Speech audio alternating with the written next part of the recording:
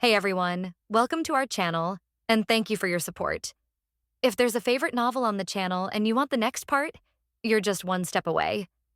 Become a Patreon member and I can make it depending on your tier. Thank you for your attention. Inside the kitchen, the chefs are busy. Qin Nuo walked in. Many chefs smelled the human presence, glanced at Qin Nuo with disdain and disgust in their eyes, but were busy with their own work and ignored him. Qin Nuo didn't do anything special, she just wandered around the kitchen. A cook, visibly impatient, slammed his fist on the blackened wok and yelled, "Rat, if you keep walking around me like that, I'll tear you apart." Qin Nuo ignored the chef's rage and said indifferently, "You make another one. Who do you think you are?" The chef sneered, then noticed Qin Nuo's attire, his gaze widening in surprise. "You're the newly transferred supervisor." The other chefs, upon hearing its words, stared at Qin Nuo in equal astonishment. Is the newly transferred supervisor a human being? Our restaurant is a five-star establishment, with impeccable hygiene and service standards. Your shouting just now caused a lot of saliva to splatter onto the food, severely soiling it. Your salary and performance rating will be deducted according to the restaurant's rules. Qin Nuo ignored the strange looks from the others, spoke expressionlessly, and wrote down the chef's employee number in her notebook. "You dare target me?" The chef was furious, his face trembling violently, his eyes bloodshot, as if he wanted to devour Qin Nuo whole. "For your impolite address to your superior, I'm deducting another 100 ghost coins from your account." Qin Nuo added another entry to his notebook. "If you don't do as I say, your punishment will continue to increase." "Damn it, who do you think you are?" "Why should I make a second one?" The chef flipped the black pot over, scattering the dishes all over the floor. "A mouse trying to boss us around? It's gotten so stupid from eating. So what if you're a supervisor, you can't change your rat status? Angry us and we'll rip your skull off." The other chefs also began to howl fiercely. In an instant, protests erupted throughout the kitchen. The chef grabbed Qin Nuo by the collar and said menacingly, "Take off this outfit and get out, don't try to order me around." Qin Nuo calmly put away the notebook and then began to unbutton her clothes. "Hess, I thought you were really capable, but you chickened out and did it so quickly." The chef laughed smugly. "You're wrong. I was just unbuttoning 2 buttons to make it easier for me to perform my duties." "What official business?" The chef was stunned when he saw Qin Nuo holding a bone-crushing hammer. The next second, the bone crusher swung backhand and hit the chef on the head. In an instant, the chef let out a piercing scream, clutching his head and howling like a banshee. "You rat, how dare you!" The other chef glared, wanting to stand up for his companion. But as soon as it took a step, a human bone nail suddenly pierced its forehead. It fell to the ground and began to wail and howl. Qin Nuo looked at the remaining chefs and said, "Anyone else wanting to come up, I'm all in. I have plenty of tools to deal with you. The bigger the commotion, the better, I don't care. I'll only lose a position, but you'll lose your livelihoods." Qin Nuo's words made the other chefs stop in their tracks and suppress their impulses. Working at a five-star upscale restaurant like Yinquan Restaurant is an extremely rare opportunity, and they went to great lengths to secure this position. If they get lost, they simply won't be able to survive in the horror world. Restaurants never lack employees, what they lack are obedient employees. Now is anyone else going to cause trouble? If you don't have one, what are you standing there for? Get back to your posts and get to work. Qin Nuo coldly reprimanded, "This aura is more terrifying than a ghost. This human is not someone to be trifled with." The chefs all had this thought in mind, and one by one they obediently went back to work. The chef who had been stabbed by a nail also hurriedly got up, endured the excruciating pain, and obediently continued working. Qin Nuo turned her head, looked at the chef whose head had been smashed, and said with a smile, "You have 5 minutes to clean this up. If I find any dirt anywhere, I'll give you a nail as a reward." The chef scrambled to his feet and frantically tidied up, looking just like a well-behaved schoolchild being scolded for making a mistake. Just 2 minutes ago, protests were erupting in the kitchen. 2 minutes later, the kitchen was back to normal. Furthermore, the chefs worked even harder. The kitchen door was suddenly pushed open. Liu Xing and Zhang Yu returned after delivering the dishes, carrying a new menu. After they entered, they nervously approached a chef, then, afraid of disturbing him, cautiously said, "This is the food for the second table of guests. Could you please make it for us?" The chef glanced furtively at Qin Nuo not far away, took the menu and said politely, "It'll be ready soon. Please have a seat and wait patiently." Zhang Yu and Liu Xing were both stunned. "Did we mishear? What's with this overly polite tone?" Qin Nuo walked over and casually picked up the menu. Qin Nuo's actions turned Liu Xing and Zhang Yu's faces pale instantly, and they frantically gestured for Qin Nuo to put it down. "Are you crazy? They're cooking, how dare you touch the menu?" What they didn't expect was yet to come. Qin Nuo put down the menu, his voice low and commanding. Prepare these two dishes as soon as possible, don't waste time. Yes, yes, it definitely won't be delayed. The chef nodded vigorously, busily getting to work, his tone extremely humble. Zhang Yu and Liu Xing were completely stunned. Are we still dreaming? Qin Nuo gestured for the two of them to sit down and chat for a while. The two sat down uneasily, looking at Qin Nuo with complete unfamiliarity. You're Qin Nuo, right? Qin Nuo found it somewhat amusing. Isn't that obvious? Then what? Qin Nuo pointed to her clothing tag. I'm the supervisor. Holy crap, you actually became an official, Zhang Yu exclaimed, looking utterly humiliated. Even a supervisor couldn't do that, could they? Zhang Yu stared in disbelief at the chefs, who suddenly seemed to have been injected with adrenaline and were working diligently. Don't forget, this is just a game. Once you understand how to play, it becomes simple, Qin Nuo said with an air of knowing it all. Big brother, could you teach us a couple of moves? We're going crazy, Zhang Yu pleaded, grabbing Qin Nuo's hand. These things can't be taught, you have to figure them out yourself. Qin Nuo patted him on the shoulder. He couldn't very well say that he had cheated. Manager, the dishes for your two friends are ready. Soon, the chef came over with a spatula and said cautiously. Qin Nuo gestured for the two to go and serve the dishes. Although Zhang Yu and Liu Xing are his classmates, he cannot use his personal power to give them preferential treatment, as this would violate the basic principles of the position. The job title may be invalidated, and there may be penalties. Liu Xing and Zhang Yu understood this as well, and tactfully got up, picked up the dishes, and took them to the restaurant. Nothing unexpected happened in the last 2 days. The 7-day employee trial period has officially ended. Because of Qin Nuo's position, Ximon's ghosts didn't dare to make things difficult for Zhang Yu and Liu Xing anymore, and the two of them successfully completed the first set of dungeons. Liu Jiaqi threw herself into Qin Nuo's arms and burst into tears of joy. Wea, I actually made it back alive, I'm so happy. Zhang Yu and Liu Xing watched this scene from the sidelines, secretly giving Qin Nuo a thumbs up. Brother Qin is awesome. Not only did he complete the dungeon with ease, but he also won over the school beauty Liu. In the past 2 days, Qin Nuo has truly won over Zhang Yu and Liu Xing completely. Despite being only in a supervisory position, those ghosts bowed and scraped before Qin Nuo, speaking in a humble tone. It was a scene where the underlings and henchmen actually met the mob boss. Qin Nuo's powerful aura instantly turned the two of them into his devoted fans. Damn, if I could be that cool, my nose would be pointing to the sky. Qin Nuo had no time to care what Liu Xing and the other man thought. He stared at the ghostly creatures he had acquired over the past 7 days, and suddenly a question occurred to him, causing him to fall into deep thought. Just then, a white light suddenly appeared in the eyes of Qin Nuo, and the others gathered in the hall. Immediately afterwards, they all appeared in a void. It was the same space they had entered before the horror game. Not only them, but students from other areas of the Yinquan Restaurant also appeared. 7 days later, when the classmates met again, it was as if they were old friends who hadn't seen each other for many years. They were all so excited that tears welled up in their eyes, and they hugged each other and cried their hearts out. Old Qin, I missed you so much. Tang Ming found Qin Nuo in the crowd and gave her a sloth-like bear hug. We met just yesterday. Qin Nuo rolled her eyes. The supervisor's position was incredibly easy, and Qin Nuo also had a special pass that allowed him to move freely throughout the restaurant. So, Qin Nuo kept her legs busy these past 2 days and also took the opportunity to visit Tang Ming's area. Qin Nuo had also been thinking of going up to explore the restaurant's mysterious second floor. But perhaps because of the previous incident involving the little girl, or for some other reason, the second floor is temporarily closed. The squad leader didn't come back, he was killed by a bathroom ghost. Liu Fang too, she did it the very next day. After tears of joy, there was only silent stillness. Originally, there were 45 students, but now only 19 remain. Less than 20 people, everyone had their heads down, their moods strangely depressed. Congratulations to everyone who survived, you are all lucky and the biggest winners. Life and death are different. Instead of dwelling on the death of your companions, focus your emotions on the rewards for completing the first dungeon. Cheering and shouting is what you should be doing now. A mysterious voice sounded. Xiao Yuixin said, I just want to go home right now. Can you let us go back? Of course, you will be teleported back in 2 minutes and the rewards will be distributed based on your dungeon score.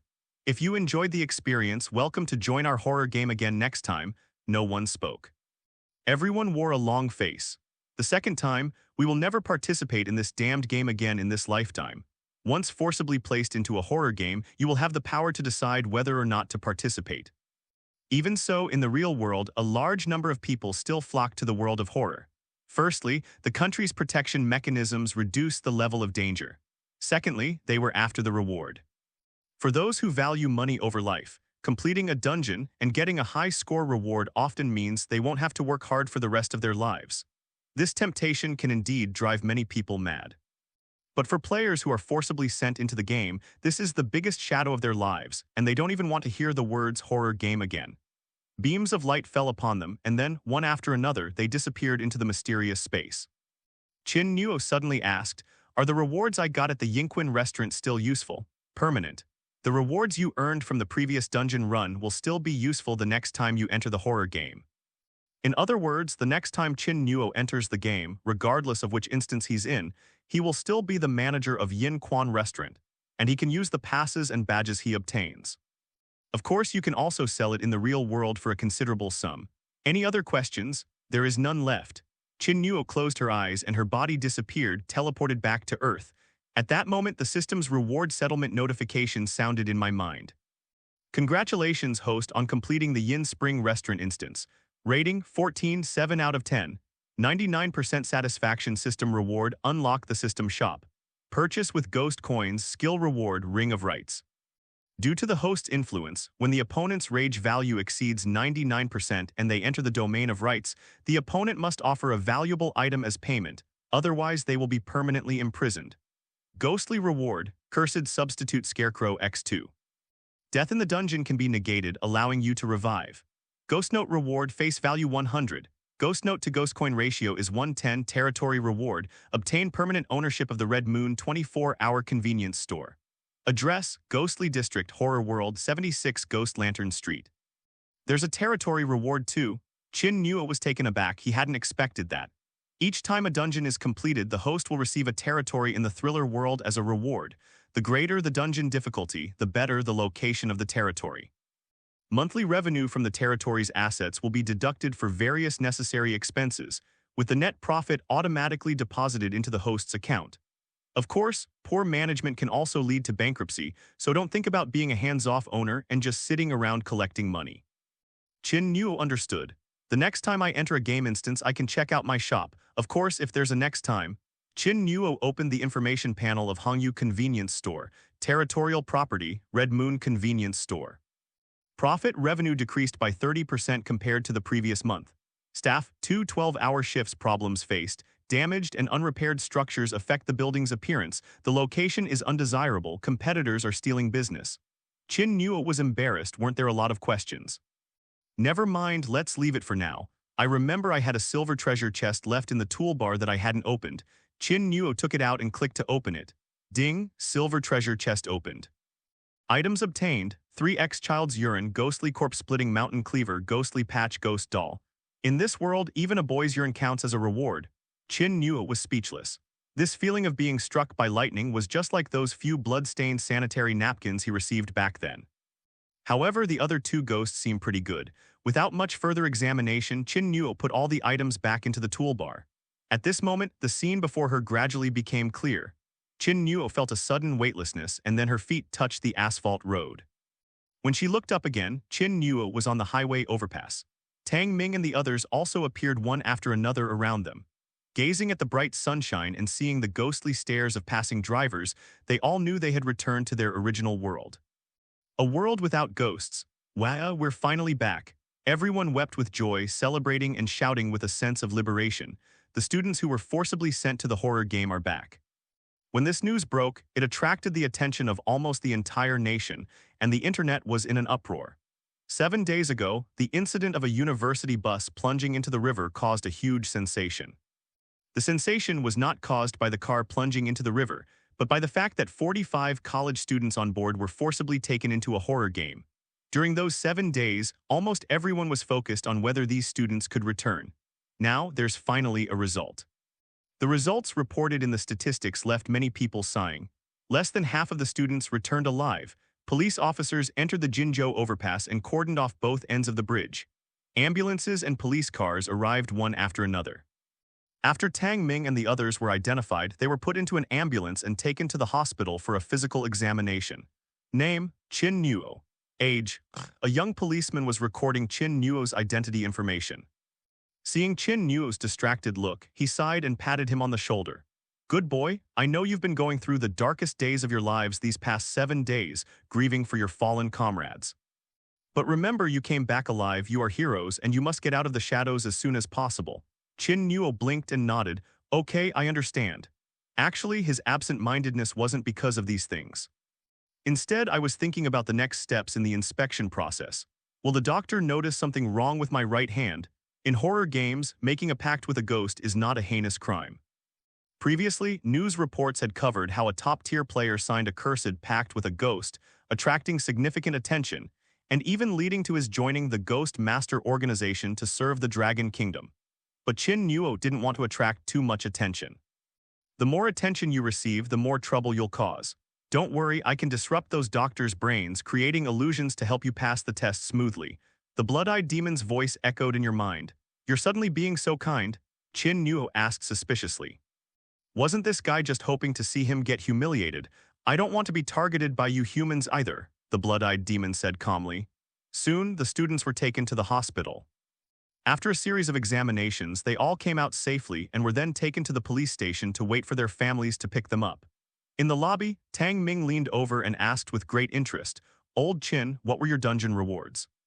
Just some weird and wonderful things, nothing special, Qin Nuo said casually, touching his nose. So, all they did was reward one convenience store. Come on, stop being so Versailles-like.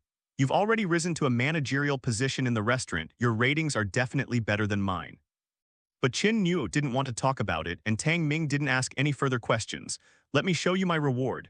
Tang Ming looked around, then mysteriously covered his view with his body and pulled out a sour-smelling sock from under his clothes. You have this quirk. Qin Nuo asked in surprise.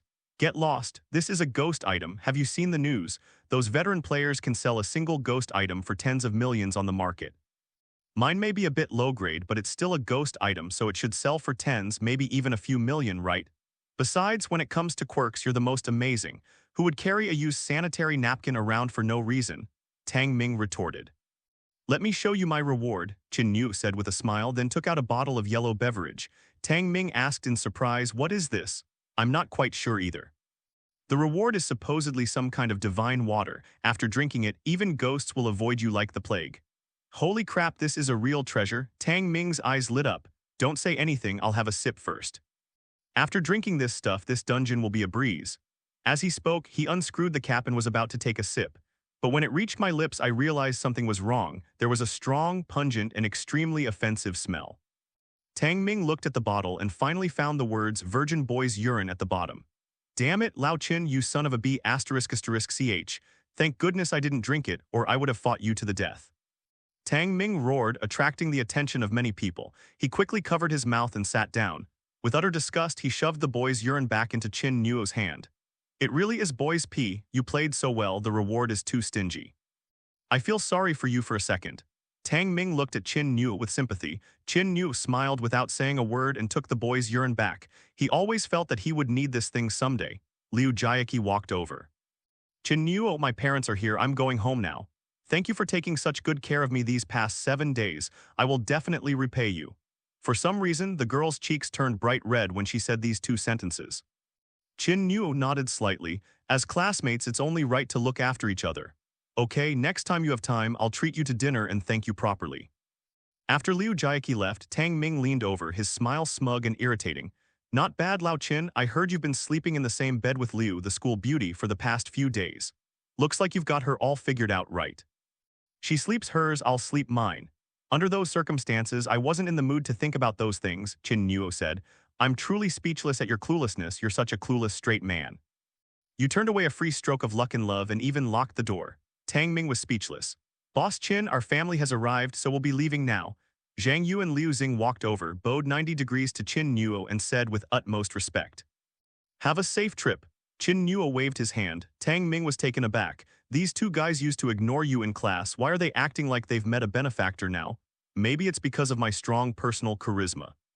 Qin Nuo replied casually, but looking at the time, she began to feel restless. Qin Nuo, your family has arrived. You can leave now, a policeman said as he approached. Qin Nuo said goodbye to Tang Ming and walked out of the police station. In the distance, she saw a tall, beautiful girl with a ponytail looking around anxiously. Qin Nuo walked over and waved. "Sister, I'm here. Brother, I was so worried about you. Thank God you're alive." When Qin Yushi saw Qin Nuo, her eyes welled up with tears. She rushed over and picked up Qin Nuo, who was half a head shorter than her. Those two soft mounds were pressed directly against Qin Nuo's face. Soft but not breathable, passers-by couldn't help but swallow hard at the sight. Good heavens, I'm so envious of this face wash. "Sis, let go of me, I can't breathe," Qin Nuo said, struggling. Qin Yushi released Qin Nuo and pulled him towards the red Civic. "Don't say anything more, I'll take you out for a big meal first to welcome you back and wash away your bad luck." "You haven't had anything good to eat in the past 7 days, have you?" "Actually, my meals are pretty good. In the game, there's a kind-hearted ghost who often provides me with food for free, solving my 3 meals a day problem," Qin Nuo said. "There are ghosts this good?" Qin Yushi was stunned. At the same time, in the corridor of Yinquan Restaurant, the vending machine spooked itself into a few violent sneezes, muttering menacingly, "I have a feeling some B***** D is cursing me." In the car, Qin Nuo asked, "Sis, where are we going to eat?" As Qin Yushi drove, she made a thoughtful expression. "Let's go to your favorite Western restaurant." No, I don't like it." Qin Nuo waved her hand in refusal. "Why? Didn't you always ask me to take you?" Qin Yushi asked. "I don't like it anymore." Qin Nuo looked uncomfortable. Just hearing the word restaurant made him feel uneasy. "I feel a little nauseous." "Let's go to a grilled fish restaurant then. I remember you like grilled fish." "Your sister rarely comes back, so eat as much as you want so you won't keep saying I don't care about you, my little brother." "Don't we have classes at school?" Qin Nuo asked. Qin Yushi paused for a moment before saying, "I heard you were forcibly sent to a horror game, so I took a few days off. Don't worry about your sister." Qin Nuo nodded. Suddenly, the voice of the blood-eyed demon echoed in his mind. "Something's wrong with your sister." "What's the meaning?" "There's an aura of curse about him," the blood-eyed demon said. Qin Nuo's expression changed slightly.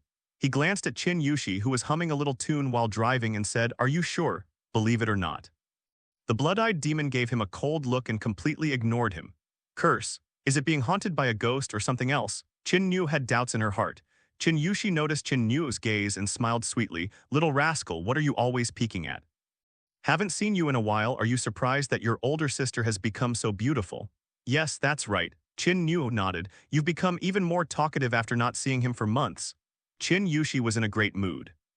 After 7 days of worry, seeing her lively and energetic younger brother finally put her mind at ease. We arrived at the grilled fish restaurant quickly. The two siblings got off the bus and reserved a seat.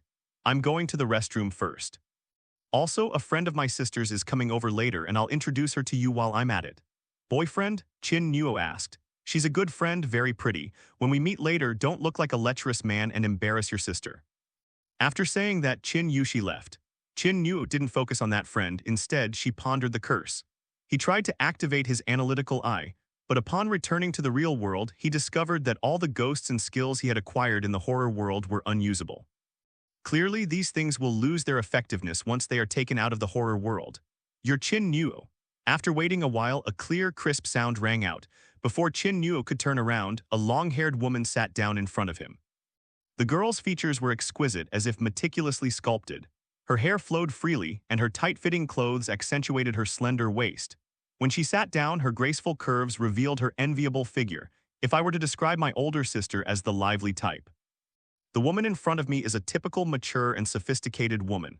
"Who are you?" "My name is Wang Zun. I'm your sister's friend. She often mentions to me that she has a younger brother who isn't quite right in the head."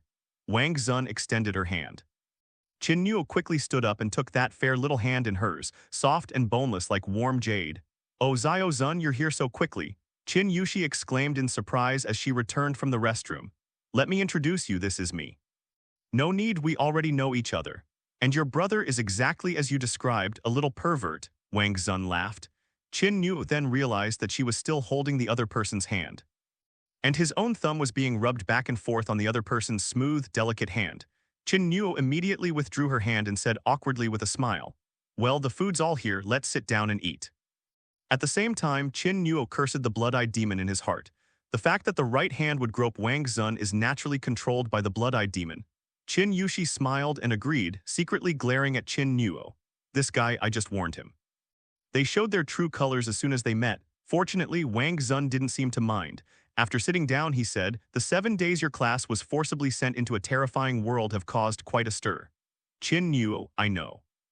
Being forcibly sent into horror games is not uncommon, but in the past, lucky individuals from various places were randomly selected. This is the first time that an entire busload of students has been sent into a horror game during an accident. After entering the horror game, which instance are you in, what is your position, and what are your quests? Wang Zun poured himself a glass of water and asked. Qin Nuo's expression was strange. What's this? Interrogation. Zio Zun, Qin Yushi reminded her. Wang Zun suddenly realized, slapped her forehead and laughed. Sorry, my professional habit kicked in. I forgot we're at a friend's dinner table. What does Sister Wang Zun do? Wang Zun is currently a police officer belonging to the criminal investigation team. She's also a top-tier gamer. She participated in 4 horror games and got good scores each time, Qin Yushi said with a smile, putting her arm around her best friend's shoulder. If you have any questions while playing a horror game, feel free to ask me, Wang Zun said. Of course, for someone experiencing a horror game for the first time without any national protection mechanisms, those 7 days are probably the most unpleasant memory you'll ever have. It wouldn't be an exaggeration to call it a nightmare, Wang Zun said with deep feeling. Well enough. I feel like I'm having a pretty good time. I get along well with all the neighbors, even the ghosts, Qin Nuo said. Wang Zun's pretty face froze. Joy, easy to get along with, is this a newbie's line? When she first entered the horror game, even with the protection mechanisms in place, each day felt like an eternity, a nightmare. Moreover, this is without any protection mechanisms. Qin Yushi said, my brother said those ghosts are all quite easy to get along with, especially one kind-hearted ghost brother who often gives him food for free, afraid he'll go hungry. Are you sure we're playing the same game? Wang Zun was completely confused. She questioned many people who had entered horror games. Some people were so frightened that they developed severe neurological disorders. Even those with mild symptoms remained trapped in a deep shadow of fear, unable to escape it. This was the first time she had ever heard Qin Nuo speak so fresh and unconventional, but Wang Zun quickly understood. Lie. Perhaps it was so that her older sister wouldn't worry because of her past trauma. Or perhaps it's to show his true masculine side and toughness in front of beautiful women. In short, Wang Zun did not believe Qin Nuo's words. Wang Zun didn't bother to expose her and said, I rarely see someone with such a good attitude as you. It's something to be happy about that I wasn't affected by horror games. Right? Don't let my brother's seemingly unserious nature fool you, he has a very positive attitude, Qin Yushi said with a smile.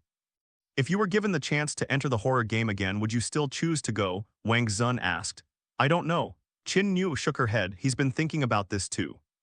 After all, because of his cheat-like abilities, his rewards were much greater than others. In the world of horror, he also owns a private business.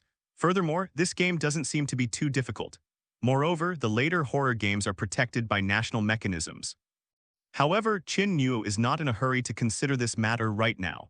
What he cared about more was why his older sister was cursed.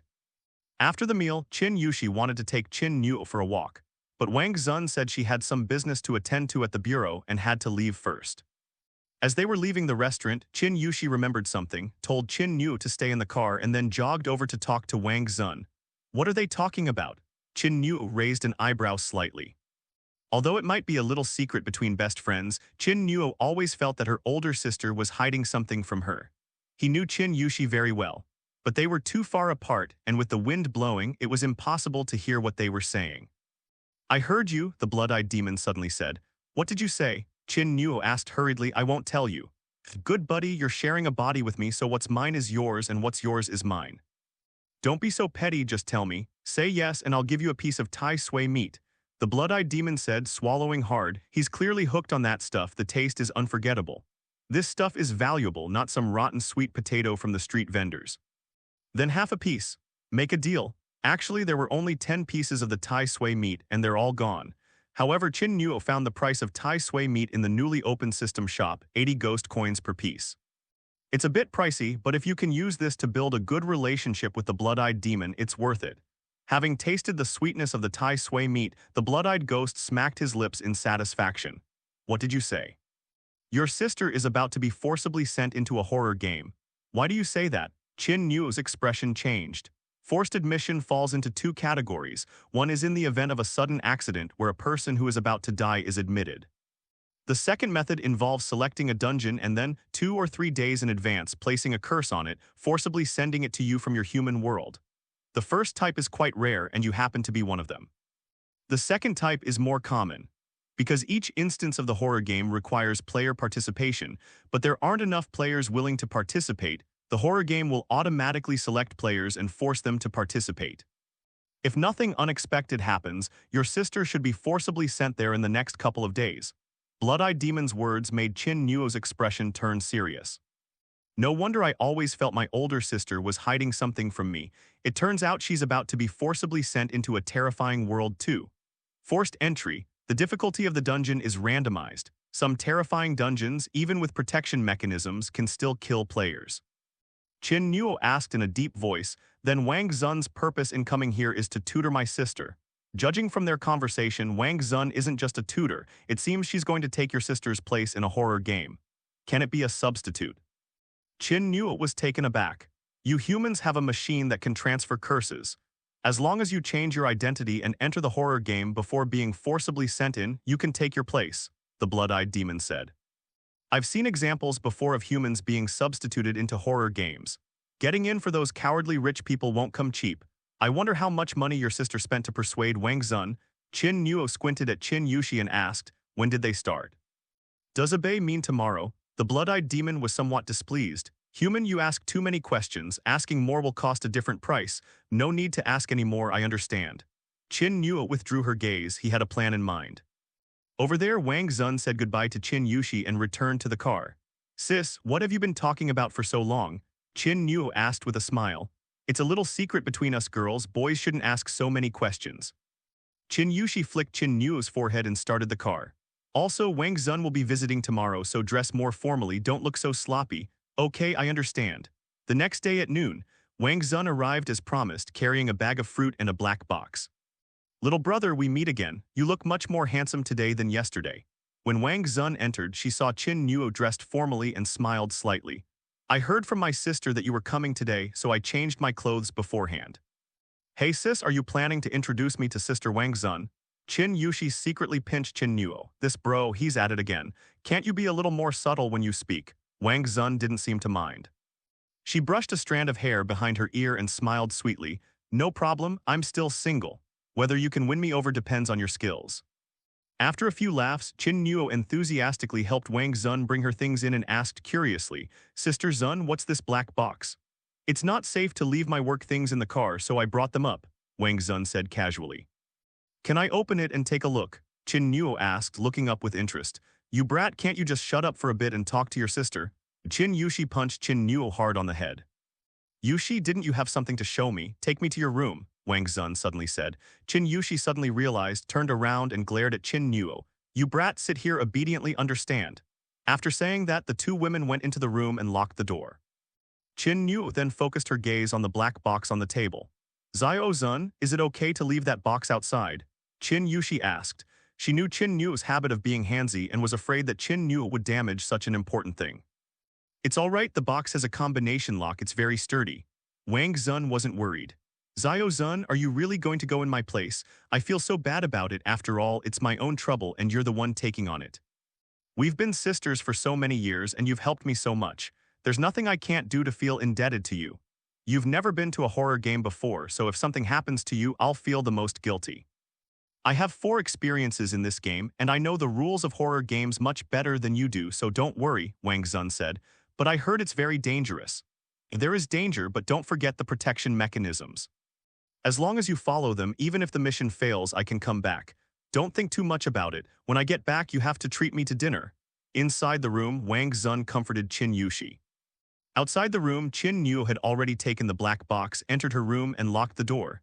Is there any way to open this box? Qin Nuo stared at the combination lock on it. You're going in your sister's place. Blood-eyed Ghost asked, but he had already guessed what was going on. Although Wang Zun is experienced, there are too many unpredictable factors in horror games. Besides, Qin Yushi is my sister. We shouldn't let an outsider solve this for her, Qin Nuo said. You've only participated once, don't be too arrogant. Horror games are a dangerous business, Blood-eyed Ghost said calmly. Isn't it because I have you, brother? Qin Nuo said with a smile. Hurry up, my sister and the others will be out soon. As soon as Qin Nuo finished speaking, he suddenly raised his right hand, a flash of blood appeared, and the numbers on the combination lock started changing automatically. With a snap, the box opened automatically.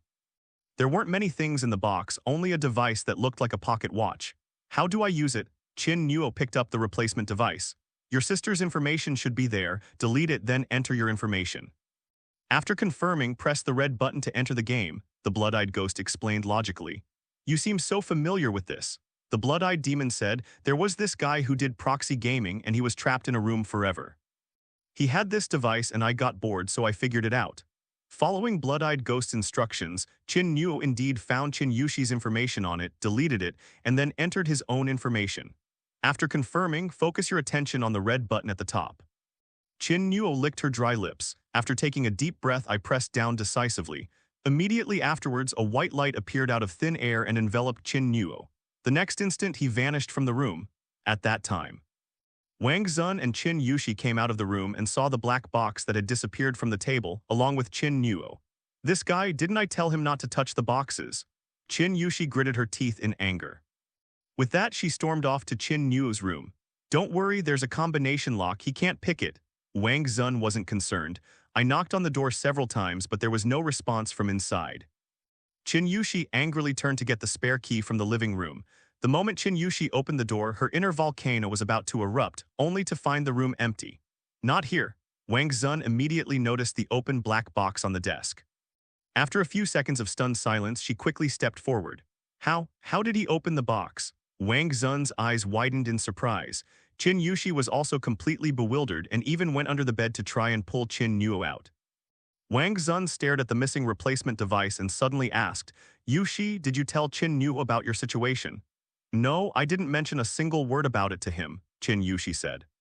Then, as if struck by a sudden thought, her pupils contracted and she covered her mouth. You mean, Wang Zun nodded, he entered the horror game in your place. At the same time, the scene before Qin Nuo's eyes changed rapidly like a slideshow, and a few seconds later, a blinding white light appeared before her. That familiar voice rang in my ears again. Welcome to the horror game. A sensation of ground beneath his feet revealed Qin Nuo in a void. Qin Nuo looked around. This time he was all alone in the space, or to put it another way, the other players were placed in other spaces. Welcome back to the horror game. This time the game instance is Bloodstained Apartment. Number of players, 7.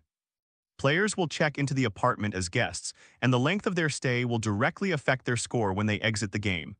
Instance mission. As a resident, politeness is important. Build good relationships with other residents to increase their favorability and earn bonus points. Note, a serial killer lurks within the apartment building, having claimed 23 lives. Find the killer before the game ends to receive the highest reward. Note, since it's a rental, rent is required. If you're short on cash, you can earn tips by fulfilling other guests' requests. Of course, if you end up making things worse, the guest might take something from you, such as a limb, heart, eyeball, etc. Protection mechanism. Each player receives an extra immunity in the game. Dying once allows you to revive, but dying a second time means you're truly dead. Note, after dying once, players can choose to continue the game or quit. Once the choice is made, it cannot be changed. Game time 10 days. Note, the ratio of game time to external time is 10:1. This instance looks much more complicated, Qin Nuo murmured. However, this protection mechanism is quite good. It's equivalent to giving each person 2 lives, greatly increasing the game's security. However, upon closer reflection, Qin Nuo realized that he had also been rewarded with 2 substitute scarecrows when he completed the previous dungeon. I just don't know if this can be combined with the immunity protection mechanism. If it can be combined. Damn, I have 4 lives to play with. Tusk, this is starting to feel like pay to win. The mission's maximum score is to find the serial killer in the apartment building. You have 10 days. Even if you don't find the killer, you can exit the instance. However, there's no guarantee that the serial killer won't attack them. As Qin Nuo was carefully considering the rules of this instance, a panel appeared before her eyes. Preparation time is over. Players have not yet set their game names. Please set your name and then confirm entry into the instance. Game name. Qin Nuo thought for a moment and typed 2 words. Let's call it Phantom. Player Phantom has successfully registered and will be entering the game shortly. The moment the words left his mouth, a powerful suction force pulled at his body and his vision blurred rapidly. The next second, Qin Nuo appeared in a dimly lit hall. Boom! Outside, thunder roared and torrential rain poured down. Combined with the atmosphere in the lobby, it felt chilly and eerie. In addition, 6 other players were also teleported in one by one, 4 men and 3 women. Some wore glasses and were refined and gentle, while others wore vests and were muscular and burly. Each had their own unique appearance. Qin Nuo noticed that their faces all had a kind of ambiguous, two-dimensional quality. Through the floor-to-ceiling window, Qin Nuo noticed that her face had also changed. Anonymous, the face is blurred. Perhaps it's also a protection mechanism, increasing player privacy, Qin Nuo thought to himself. After all, if conflicts arise between players in the game, they will inevitably face trouble in the real world. The other players were clearly not beginners. After familiarizing themselves with their surroundings, the bespectacled man who went by the pseudonym Cobra said, "None of you are newbies anymore. I probably don't need to explain the game's information or the rules. Good luck everyone, and I hope there won't be any conflicts between us players. Of course, if our interests clash, then we'll see what each of us can do. You're wrong, a newbie just happened to sneak in." The burly man who went by the pseudonym Black Bear spoke, then looked at Qin Nuo in the corner. Qin Nuo suddenly noticed that there was a level information bar above their heads. Of these 6 people, the highest level is 6 and the lowest is 2. Qin Nuo, on the other hand, is a level 1 newbie. When participating in horror games under the protection mechanism, your identity information will be recorded by the national system. Each time you complete a set of dungeons, you will level up by 1 level. Forced entry does not count. Therefore, Qin Nuo is classified as a novice with 0 experience. In an instant, 6 pairs of eyes focused on Qin Nuo. There was disdain but also sympathy. The anonymous female player, Black Rose, glanced at Qin Nuo, commendable courage. The anonymous female player with pigtails, nicknamed Princess Yao Yao, looked on with sympathy while kindly reminding him, "If you die once, just quit the game, otherwise you're really done for." Qin Nuo smiled slightly. "That won't do, that's too boring. You can never stop a suicidal idiot." Black Bear sneered, "You guys continue talking, I'm going in first." Cobra didn't want to waste time on a level 1 guy, so he withdrew his gaze and walked towards the light inside. The other players followed. The light bulb seems to be poorly repaired. It flickers and the light comes on and off. Cobra approached the front desk and asked the apartment owner, "Sir, are there any rooms available?" The owner at the front desk, an old man, was huddled under a drawer, doing something I couldn't tell what. Hearing the sound, he sat up straight, and with the help of the light, the rotting flesh on half of his face could be clearly seen. It's like a tofu skin riddled with holes. It's especially creepy. The players present were all experienced with horror games. Only Princess Yao Yao shuddered slightly while the rest were unfazed. "Where will the 7 of you find accommodation?" The apartment owner glanced at the 7 people and asked expressionlessly. "All are single rooms, 7 rooms in total. You came at just the right time, there were exactly 7 rooms left. The rent is 20 ghost coins per day and the deposit is 30 ghost coins. Utilities may be interrupted occasionally. There are no service staff at the apartment. You are responsible for cleaning your room and requesting replacement toiletries from the front desk. The apartment will lose power at 11 p.m. You'll have to deal with clogged toilets and bathroom cleaning issues yourself." Qin Nuo and the other 6 all had twitching lips. Goodness. Even with these conditions, they still charge 20 ghost coins per day. It's a miracle they haven't gone bankrupt. Business was so good that only 7 rooms were left. Without much thought, Cobra voluntarily paid the rent and deposit and the others followed suit. Then, each person was given a key. Whether it was a coincidence or something else, I don't know. The room number on the key in Qin Nuo's hand was 404 again. "That's such an unlucky number." Qin Nuo gave a wry smile. Soon, the 7 of them went upstairs one after another.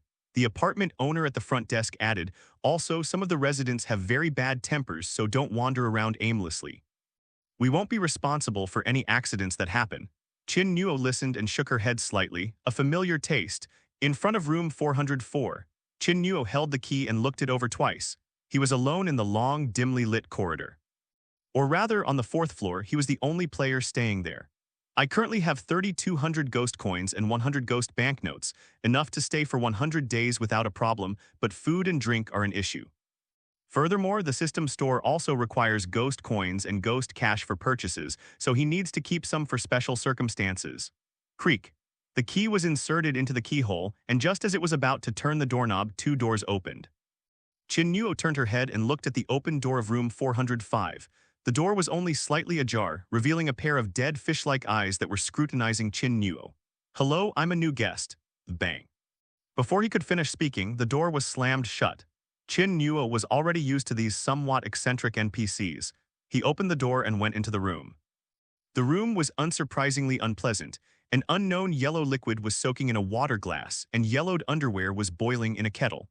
The bathroom drain was clogged with hair, but luckily when I turned on the tap, it wasn't blood that came out. At least it will allow Qin Nuo to take a clean shower. The game lasts 10 days.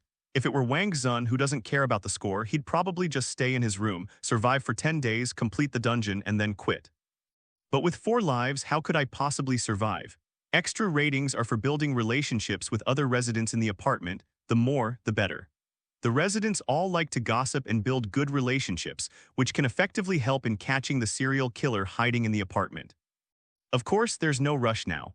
I'll get some sleep first and deal with everything tomorrow. After a quick wash, Qin Nuo threw the filthy sheets stained with menstrual blood under the bed, took off her shirt to use as a pillow, and then lay down. But I hadn't been asleep for long when I heard loud B*** G against the wall coming from the next room.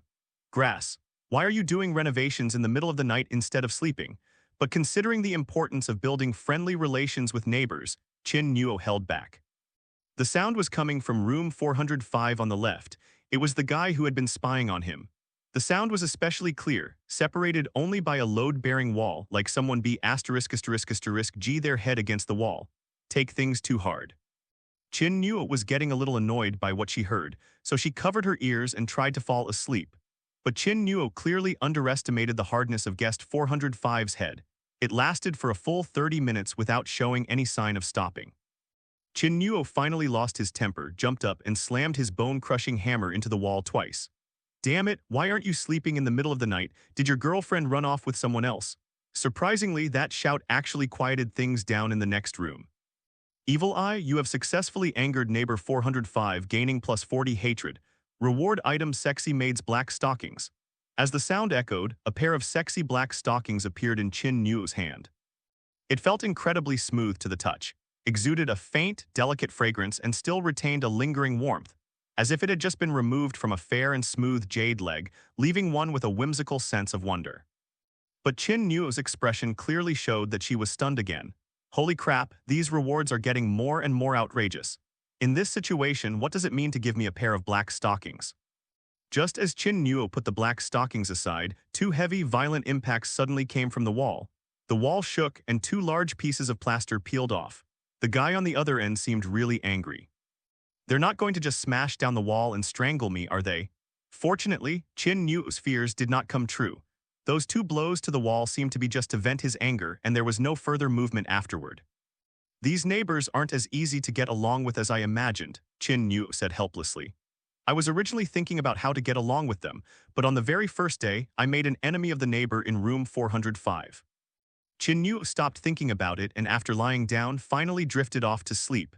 The next day, there was no bright sunshine. One could only tell it was morning by the gradually brightening light. The chill of the early morning permeated the corridor. All the room doors were closed. Do all these guests never leave their rooms? Qin Nuo was puzzled. He went downstairs. All he wanted now was something to eat. His stomach was growling loudly. He remembered that food was sold in the lobby on the first floor.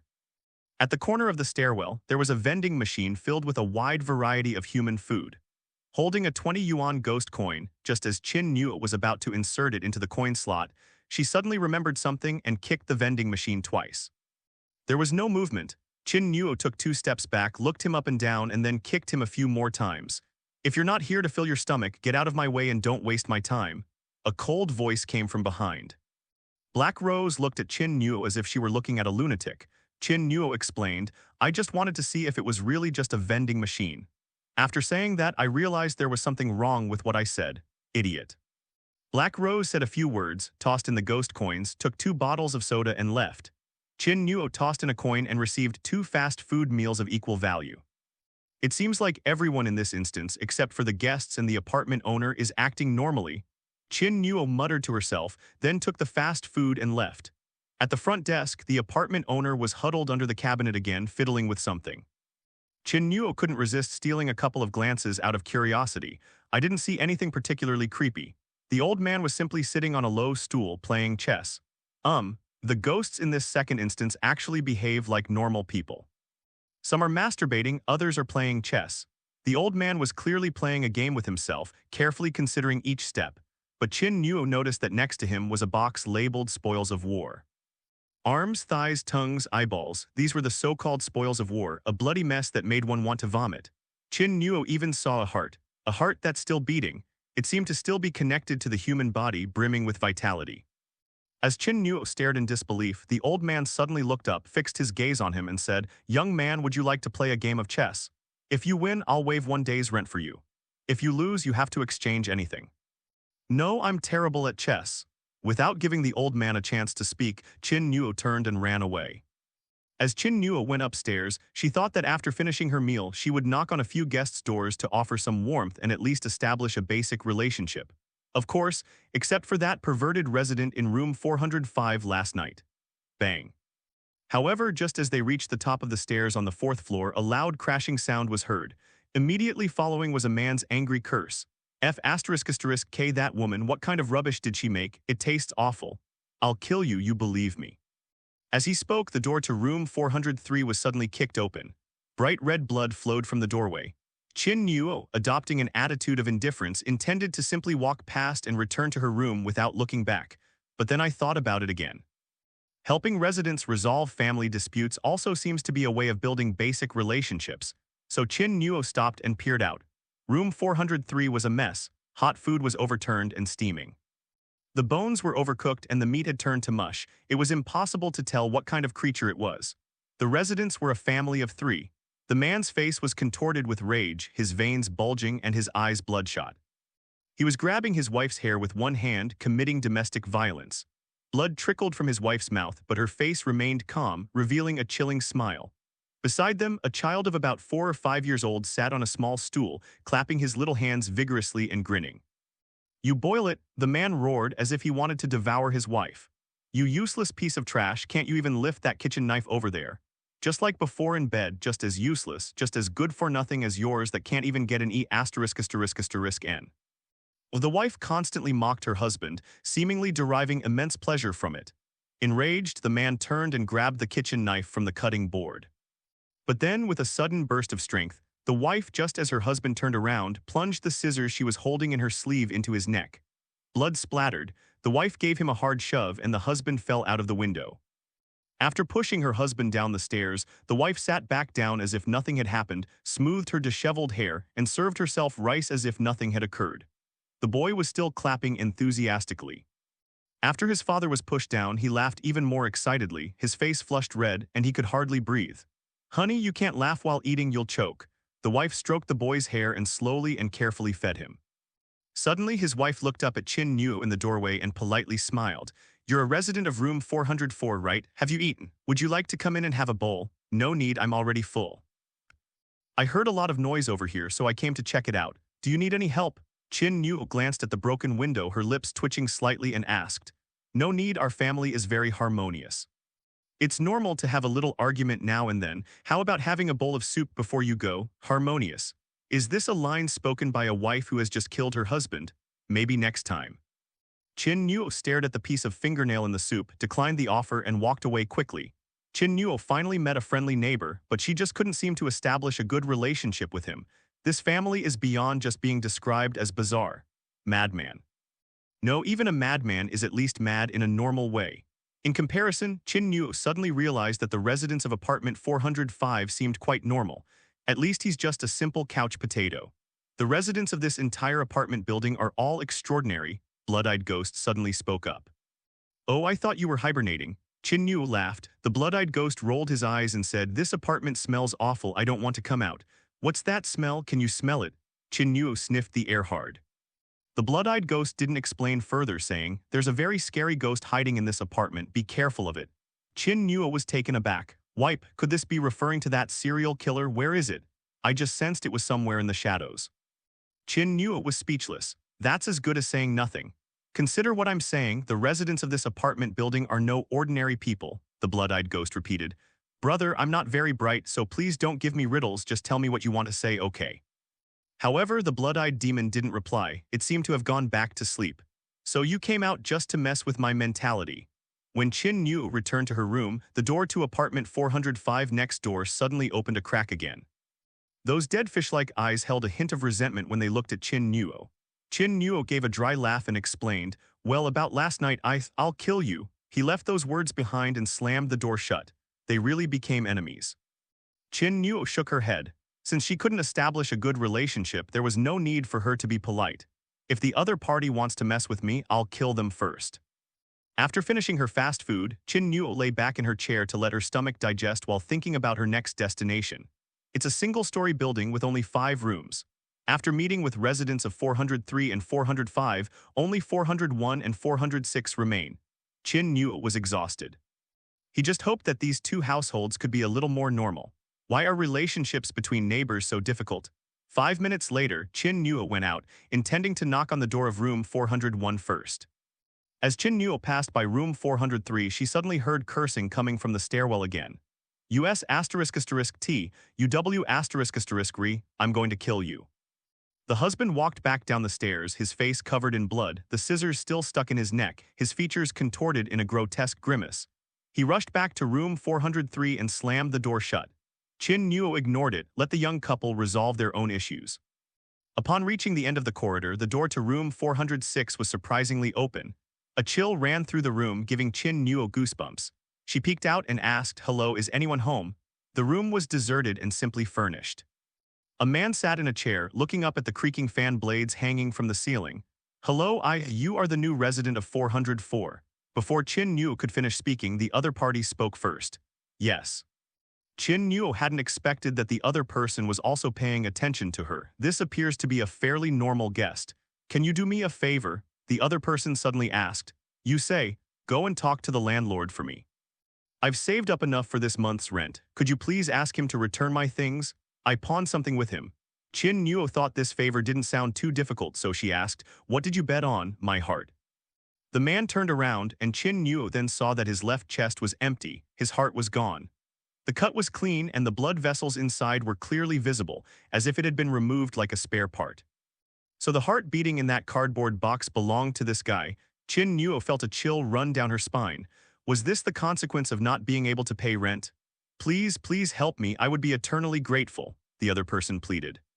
Just as Qin Nuo was about to speak, the system's voice suddenly sounded in his mind.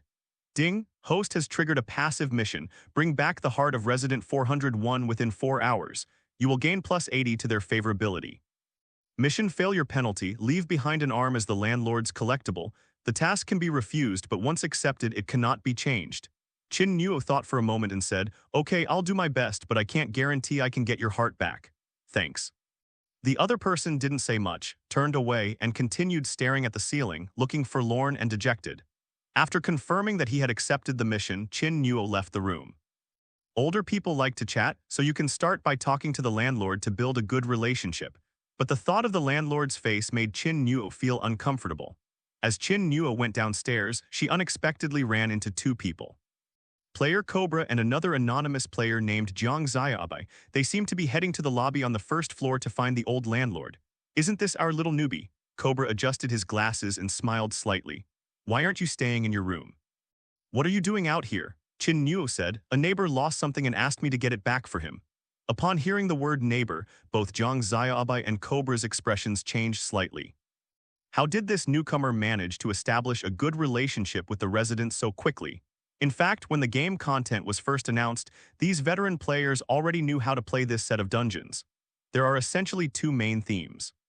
First, build good relationships with the residents of the bloodstained apartment and gain their favor. Second, find the serial killer in the apartment. This is one of only 2 ways to get a high score in the dungeon. Therefore, since checking in yesterday, not only Qin Nuo, but the other 6 experienced players have been considering how to get along well with their neighbors. Then, inevitably, they all faced numerous rejections. Several residents even strangely made them give up the idea of befriending them. "Are your neighbors easy to get along with?" Jiang Xiaobai asked, his face darkening slightly. His room was on the 3rd floor. Last night, he deliberately used the excuse that the water in his bathroom was cut off to go next door and knock on the door. The resident was a middle-aged man, but from the moment he entered, his eyes were filled with lewdness and greed as he stared at Jiang Xiaobai. Jiang Xiaobai felt a chill run down his spine from being stared at. Upon hearing that they wanted to use the bathroom, the resident's eyes lit up with fervent excitement, and they even thoughtfully offered a bar of soap. Jiang Xiaobai was so frightened that he turned and ran back to his room, locking it twice. Oh shit, even demons have men. Thinking of the look that resident gave him last night, Jiang Xiaobai's expression turned ashen, as if he'd eaten shit. "They're easy to get along with and the neighbors are all very welcoming," Qin Nuo said against his conscience. Qin Nuo's words left the 2 of them with mixed feelings of doubt. Where are the things you carried for the residents? Cobra asked directly, at the landlord's place. These words caused both Cobra and Jiang Xiaobai to have somewhat subtle expressions. It seems we have the same goal. I've received a Class D mission, retrieve the landlord's eyeballs for resident number 202, Cobra said. Mine is also a D level, I got an arm back for resident 506, Jiang Xiaobai said. That old man likes to collect parts of other people's bodies. I'm afraid it won't be that easy to get it back, Jiang Xiaobai said. You're wrong. The reason the tenants handed over their body parts is because they couldn't afford to pay the rent and had to use these as collateral. In other words, we just need to exchange it back with ghost coins, Cobra analyzed. The benefits of improving your dungeon rating far outweigh the cost of rent, so it's definitely not a bad deal. Therefore, they are happy to solve the problem with money. We arrived at the lobby on the first floor. This time, the landlord's chessboard was on the table, and he was engrossed in playing chess with his old pipe in his mouth. The old landlord didn't look up, but he knew Qin Nuo and the other two had arrived. He moved a chess piece and asked, "What is it?" "Sir, we'd like to retrieve some of the items that several guests have pawned here," Cobra stated his purpose. "Who are you to them?" The Cobra was speechless for a moment. Qin Nuo continued, "It's all right, they're just three kind-hearted people who are happy to help others." The other two looked at Qin Nuo with strange expressions. That's the explanation. Nobody would believe that. Okay. To everyone's surprise, the old man nodded. Cobra and Jiang Xiaobai were overjoyed and quickly asked, "How many ghost coins do we need to redeem them?" The old man sat up straight, his terrifying face lifting, and after taking a drag of his cigarette, he said, "I don't need that stuff. Come play a game of chess with me. If you win, you can take it home. Let's play chess." Cobra and Jiang Xiaobai stared at the cardboard box of their spoils, their faces twitching, both having a bad feeling. "What if we lose? Take something from you." The old man seemed to enjoy playing chess. He scrambled the chessboard, rearranged the pieces, and grinned, revealing a mouthful of yellow teeth. Combined with his terrifying and eerie face, he was incredibly unsettling. "Come on, young man. If we win, not only will you get one piece of loot, but the rent will also be halved. How about that?" The more enthusiastic the old man was, the more uneasy the three Cobras became. "Grandpa, are you good at chess?" Cobra asked tentatively. "Easy. I've won the city championship before and even represented the city in the provincial competition, winning awards there as well. If there were a ranking system, I'd say around 9th Dan." Recalling the past, the old man was extremely proud, stroking his goatee and laughing heartily. "Sir, I apologize for disturbing you." The Cobra immediately backed down and turned to leave. Jiang Xiaobai replied with a forced smile, "Landlord, you'd better get off yourself." The landlord's face darkened, he was clearly annoyed. Cobra's expression changed and he quickly explained, "Sir, we're not very good at chess. Playing against us wouldn't be challenging at all." The landlord's expression softened slightly and he sighed, "Young people these days lack radicalism. Next time you bother me while I'm playing chess, let's each leave something behind." The old man seemed very unhappy. A perfectly good situation had been ruined just like that. The two nodded hurriedly. In the blood-stained apartment complex, the old landlord is undoubtedly the most terrifying ghost. Otherwise, the residents wouldn't be so afraid of him. Ghost coins are all right. Trading body parts for favorability is such a bad deal. Even if you know how to play chess, you wouldn't dare play like that. "Grandpa, let's play another round," Qin Nuo agreed. The old landlord's cloudy eyes gleamed with a sharp light as he smiled. "You're a good young man, come on over." Cobra and Jiang Xiaobai, who were about to leave, were stunned. What is this newcomer thinking, or is it that he is confident enough in his chess skills? Then they witnessed Qin Nuo's actions. I sat down in front of the old man, took out my phone from my pocket, opened the Dragon Chess app single-player version, and set the difficulty to hell level. Qin Nuo smiled and said, "Grandpa, you don't mind if I play chess and use my phone at the same time, do you? Young people shouldn't try to do two things at once. It's all right. I can win at chess without even trying." The landlord's lips twitched. He felt insulted, but he said nothing. This bizarre maneuver left the two Cobras watching dumbfounded. Damn it, high skill breeds daring. Cheating right in front of people. Has this newbie always been this bold? The game began quickly. The landlord's moves were extremely aggressive and fierce, but Qin Nuo remained calm and composed, mimicking his moves on her phone and countering with moves as precise as a hellish AI.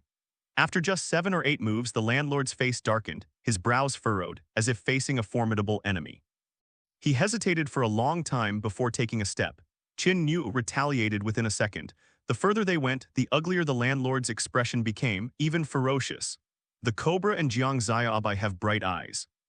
This suicidal method actually worked. Perhaps they could learn from this crazy tactic.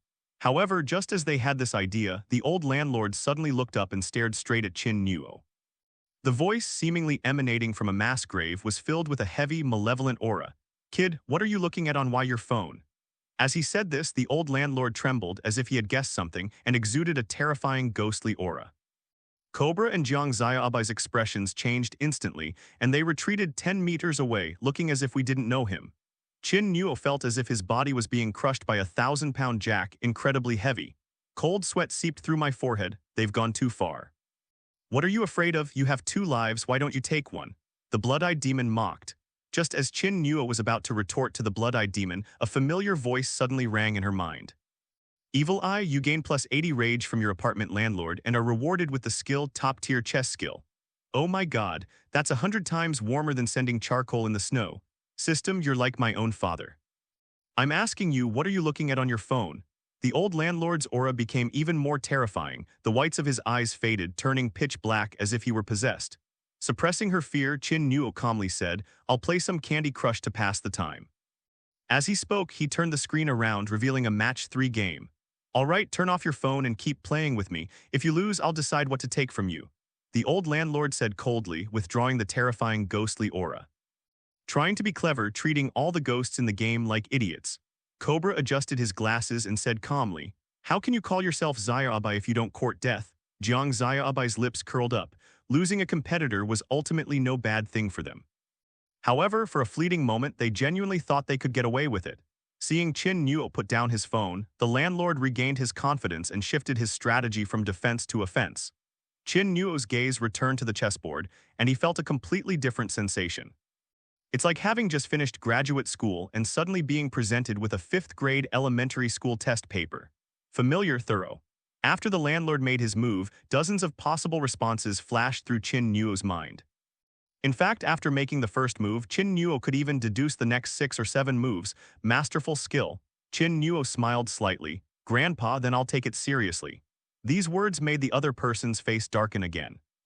The stench of insult, like a fuse, quickly ignited within him. However, after 10 moves, the old landlord fell silent. After a long pause, he slowly spoke. "You won." The murderous aura that had been gathering around him quickly dissipated. He had truly accepted his defeat. Cobra and Jiang Xiaobai, who had been waiting for the landlord to explode, were stunned and suddenly noticed the situation on the chessboard. The red team only has 1 general left. All the guards were killed. The two looked at each other in bewilderment. "This guy is so skilled, why did he start by using a phone?" Qin Nuo smiled slightly. "Grandpa, I've learned a lot." The words "I'm learning from you" sounded like mockery to the old landlord, who asked in a deep voice, "What do you want to redeem?" Qin Nuo pointed to the same thing in the cardboard box. Liu Zi's heart. The old landlord flicked his finger and the beating heart landed in Qin Nuo's hand. The heart was pounding vigorously, and Qin Nuo wondered if Liu Zi would die if she crushed it. Qin Nuo thanked him, but the landlord waved his hand and ignored her, looking down at the chessboard. This crushing defeat was clearly a huge blow to him. On the way back, Cobra and Jiang Xiaobai, empty-handed, looked at Qin Nuo and felt somewhat uncomfortable. The two hesitated, wanting to ask Qin Nuo to play the next round for them, but were too embarrassed to do so. It's so embarrassing for 2 experienced players to ask a newbie for help. Qin Nuo didn't care what they thought. She returned to room 401 and handed the heart to it. Picking up the heart, Liu Zi was both surprised and excited. When Qin Nuo gently placed his heart on the hole in his left chest, in the blink of an eye, he saw that it had healed completely, without even a trace of stitches. After pressing his heart back into his body, Liu Zi remained silent for a long moment before saying, "If you ever have any trouble in the future, you can come to me." His tone was calm, but Qin Nuo could tell that Liu Zi's gratitude came from the bottom of his heart. "Not at all, it's only right for neighbors to help each other," Qin Nuo said politely. Ding. "Congratulations, host, you have gained 80 points of favorability from Resident 401 and received 100 points of ghost power as a reward." Ding. "Congratulations, host, for completing a D-level mission and receiving extra credit. Results will be tallied after exiting the game." Ding. Completed small task X1, obtained a main quest clue. The water tank on the rooftop of the bloodstained apartment seems to hold some secret. Why not go check it out? The rooftop reservoir. Qin Nuo frowned slightly. The main quest basically refers to the serial killer. Therefore, the clues must be leading to the search for the serial killer. But what clues might the reservoir hold? Where was the body hidden? Qin Nuo was thinking of going to the rooftop sometime, but he remembered that the door to the rooftop was locked, so it seemed he would have to let the landlord know first. "What's wrong with you?" Liu Zi asked, seeing Qin Nuo standing still. He assumed Qin Nuo was in some kind of trouble. "It's all right, brother Liu, I'll be going now." After leaving room 401, Qin Nuo was pondering her next move when she saw a little girl dressed in a JK uniform carrying a basket of food upstairs. Her face was filled with fear and she kept looking behind her. She accidentally bumped into Qin Nuo. "Are you all right?" Qin Nuo asked, then felt the question was silly. Could I possibly hurt a ghost by bumping into it? Qin Nuo also possessed ghostly power and immediately realized that the little girl was not human either. "Some bad guys are following me." Qin Nuo followed the girl's gaze and saw a dark figure appear at the top of the stairs. A pair of bloodthirsty eyes were staring straight at the little girl, filled with insane greed. Qin Nuo remained silent and took out the ghost burial stone. Perhaps sensing the threat posed by the ghost burial stone, the dark figure retreated back into the stairwell. Qin Nuo suddenly realized, could that guy be a serial killer? He quickly chased after it and saw the dark figure disappear into the corridor on the 3rd floor. "They live on the 3rd floor. Qin Nuo narrowed her eyes. "Thank you, brother." Seeing the bad guy chased away by Qin Nuo, the little girl came over and bowed to express her gratitude. "Do you know that person?" Qin Nuo asked. The little girl shook her head. "Every time I go upstairs, he follows me as soon as he smells my scent. But once we got to the 4th floor, he didn't dare follow us any further." Qin Nuo asked thoughtfully, "Are there no adults at home?" The little girl opened the door to room 402 and said with a smile, "My mom and dad are both home, but they don't really like going out. Brother, would you like to come in and sit down?" Qin Nuo looked through the door. I didn't see anyone. However, there were 2 chairs in the living room that were swinging back and forth. "Invisible ghost." Qin Nuo shook her head. "No, be careful next time you go upstairs. If you need anything, knock on room 404. I'm in that room." The little girl nodded obediently and carried the vegetables into the room. On the way back, this time when I passed room 403, I didn't hear any alarming shouts or yelling from inside. Qin Nuo no longer wanted to interfere in the strange family dispute and wanted to avoid it if possible. However, as he passed by, the door to room 403 suddenly opened, and a hand reached out to grab Qin Nuo. The moment the pale hand gripped his body, Qin Nuo instinctively pulled out his bone crusher and swung it at him. His hand was pulled back in an instant, as fast as lightning. It was the hand of the wife from that family of 3. Looking at the injury on the back of her hand, she said softly, "I meant no harm, I just want to ask you for a favor." "Auntie, just say what you need." Suddenly opening the door and pulling someone away could easily cause an accident. Qin Nuo said, thinking to herself that this family all had some problems. "I'm worried that B******D will come back." Qin Nuo knew she was referring to her husband and asked, "What is it? Come in and we'll talk." Qin Nuo glanced at the crack in the door, hesitated for a moment, and then went inside. The room wasn't as messy as last time. Only in the kitchen, a cleaver was stuck on the cutting board, surrounded by blood and bits of meat. Hehehe. The family of 3, including their child, sat on a stool, staring at Qin Nuo and letting out strange laughter. Their eyes looked as if they had seen something delicious, which was unsettling. "Here, have a bowl of soup." "My wife was very hospitable and brought me a bowl of soup." Qin Nuo glanced at a finger in the soup. It was wearing a ring. Doxing. The residents of the blood-stained apartment have a habit of going out to buy groceries every morning, which, combined with the mother and child scene on the ghost bus last time, Qin Nuo can basically confirm that there exists a market in the horror world that specializes in slaughtering and selling humans. Just say what you want to say. Qin Nuo moved the hot soup aside. The wife glanced at her son and said, "I want you to help me kill my husband." This couple wanted to kill each other every day, so Qin Nuo wasn't surprised by such an outrageous request. "Why should I come? Besides, your husband is like a cockroach. I can't kill him. Even if you stab someone in the neck and push them off the 4th floor, they can still run back covered in blood. Their vitality is incredibly strong." Despite thinking this way, Qin Nuo felt that he could kill him with the ghost burial stone. After all, that wasn't an ordinary ghost. He's certainly hard to kill, but there's one person who can kill this beast. "Who? My daughter."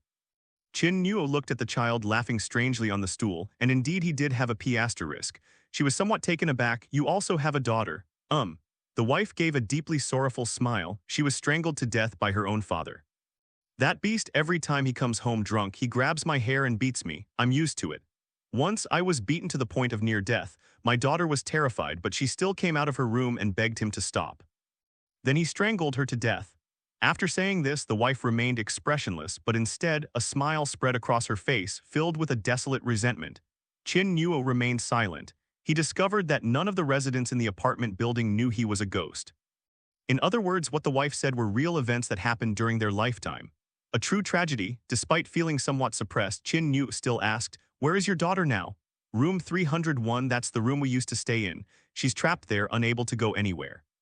I can feel that my daughter is in great pain. Her only hope is to pull that beast down with her," the wife said. Ding, the host has triggered a passive quest, a request for help from resident 403. Lead the husband to room 301 to complete the quest. Task level D. You can refuse, but it cannot be changed after confirmation. Qin Nuo only thought about it for a moment before confirming the mission. It wasn't just about gaining the residents' favor. Dealing with this kind of scum who hadn't yet been completely eradicated was something Qin Nuo was very happy to do. He initially thought the family of three were all oddballs. It has now been discovered that the reason why the wife and son of this family of three have become so mentally unstable is probably because of that scumbag father. "You can't lure it to room 301, Qin Nuo asked. He knew his daughter was in the room and he didn't even dare to step into the third-floor corridor, his wife said. "But I think you might have a way. Can you help me? Give it a try, but success is not guaranteed." Qin Nuo repeated the same statement. "It's all right, you're a kind child."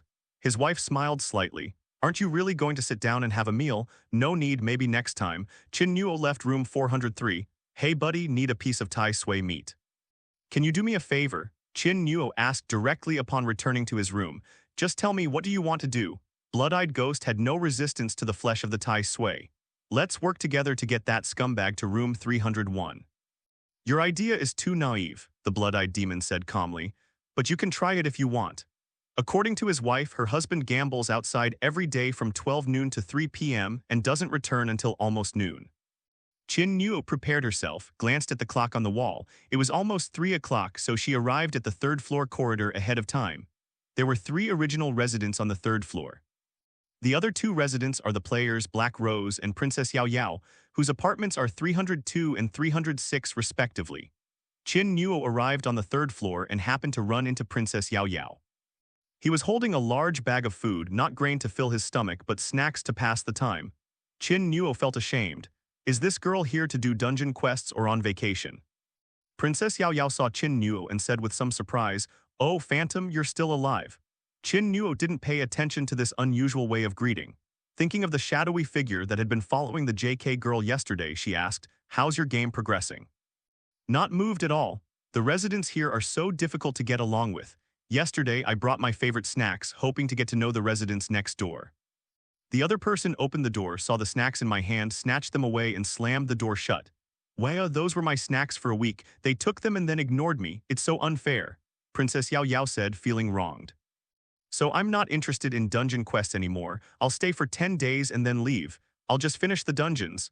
Qin Nuixin thought to herself, "Luckily you didn't book room 301, otherwise who knows what might have happened." "And you?" Princess Yao Yao asked, tilting her head. "Fortunately, we've completed 1 D-rank dungeon quest and are now on the second one," Qin Nuo said. "Not bad, you're already so good on your first try." As she spoke, Princess Yao Yao picked up a bag of potato chips, then hesitated, reluctant to part with it, and instead gave it to Qin Nuo as a lollipop. "Here, good luck. You can have it." Qin Nuo declined the snack-loving foodie's offer. Then he asked, "Have you noticed any strange residents on the third floor? What's so strange about it? Spying, behaving furtively?" Princess Yao Yao pouted and thought for a moment, then said, "I don't think so." Qin Nuo nodded and didn't ask any more questions. This Princess Yao Yao seemed a bit simple-minded. She was probably being watched without even realizing it, so he probably wouldn't get any information out of her. Just then, a sound came from the hallway. Qin Nuo's nerves tightened, thinking that Scumbag had returned. Turning my head, I saw a beautiful figure. It was the player Black Rose. She saw Qin Nuo and Princess Yao Yao, her icy expression unchanged, and turned to leave. In her hands, she carried a basket of toy parts stained with blood. What was that she mentioned? Princess Yao Yao asked softly. Qin Nuo did not answer. Black Rose went straight to the door of room 304 and knocked. The person who opened the door was a hunched old woman who was also holding a small, ashen-skinned child in her hand. "Grandma Li, I've found all the toys your grandson lost." Black Rose's icy face softened into a sweet smile, like a kind older sister next door.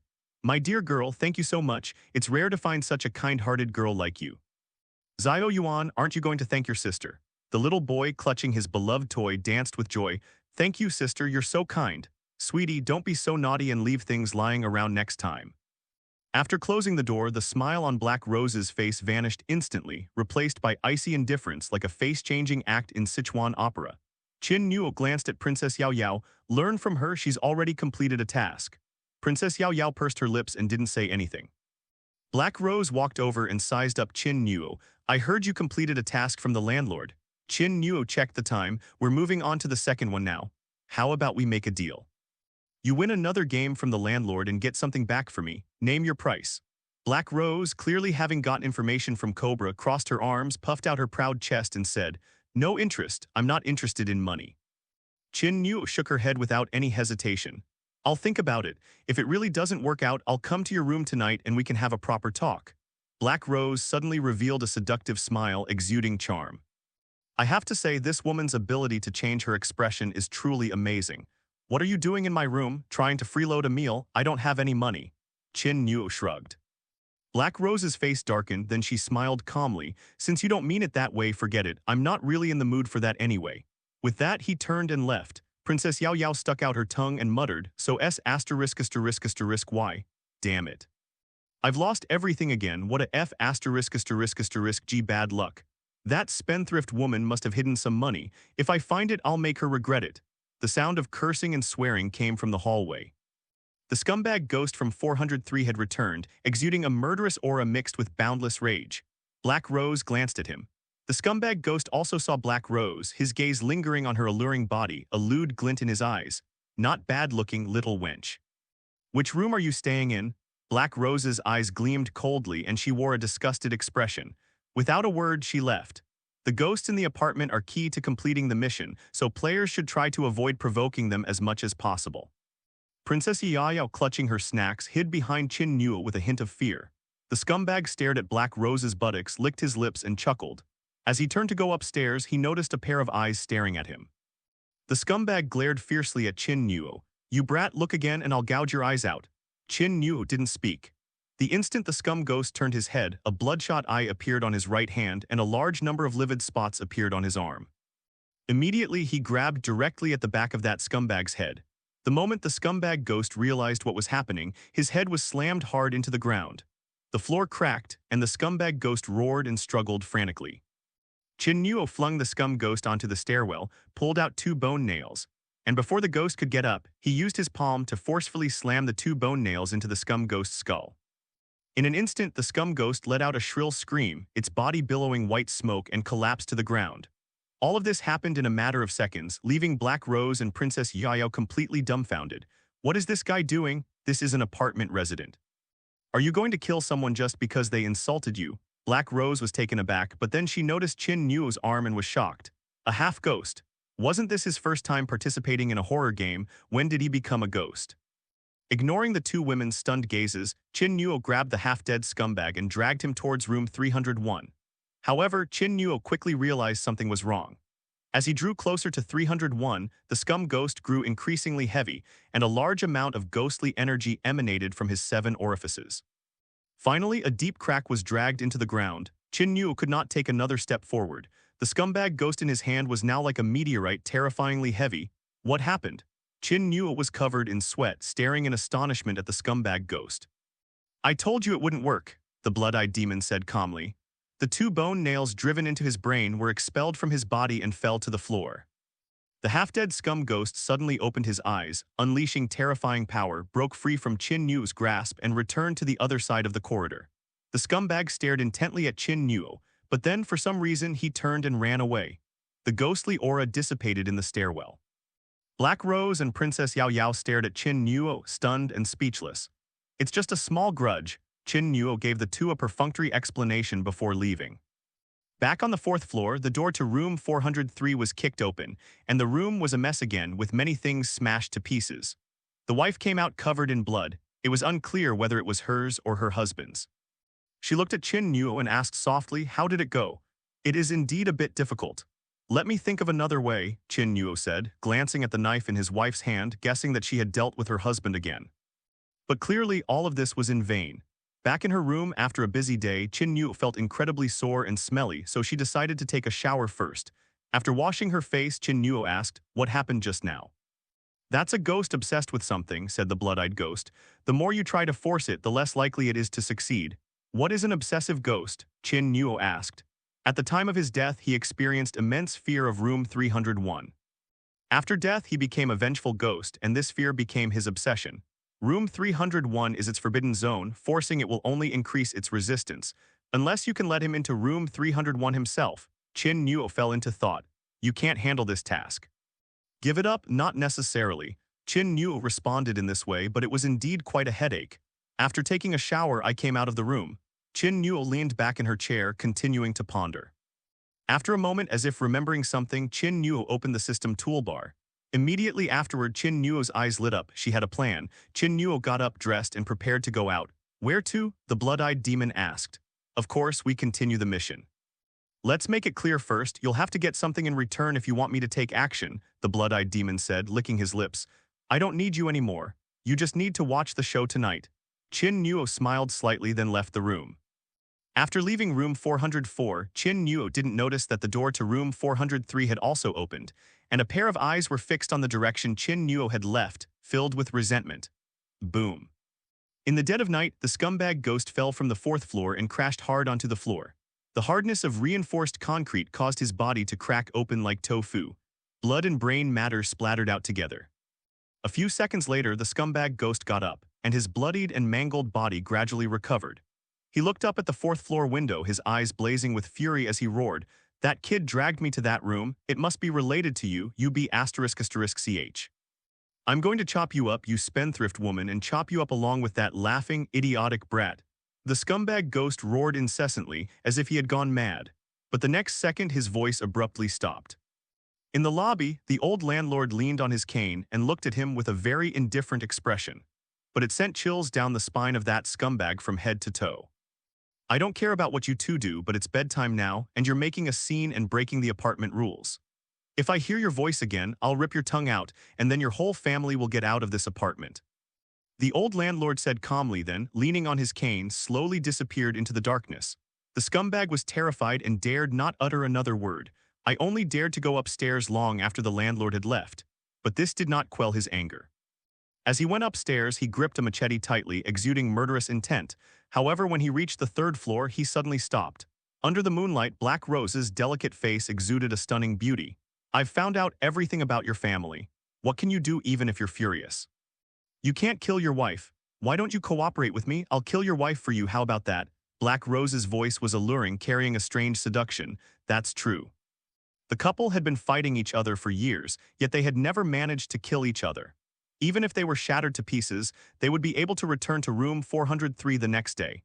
The scumbag's greedy eyes roamed wildly over the Black Rose's curvaceous figure. The excitement in his eyes was like that of a starving wolf that had spotted a plump sheep and was ready to skin it alive. However, the scumbag ghost still maintained his rationality and asked, "You're being so kind to help me, what do you want to do with it?" "There are a few guys I hate in the apartment. Take care of them for me, that's my condition," Black Rose said calmly. The scumbag stepped forward, his withered fingers lifting the smooth, flawless head. A chilling smile spread across his lips. "But it sounds like I'm actually at a disadvantage." Black Rose chuckled, showing no fear. She extended her slender finger and lifted the scumbag's rotting chin. "Then what else do you want?" The scumbag lowered his gaze and chuckled. "That depends on your performance." "Okay, come to my room, I'll do my best to show you." Black Rose stirred the scumbag's emotions, and he turned and walked towards the room.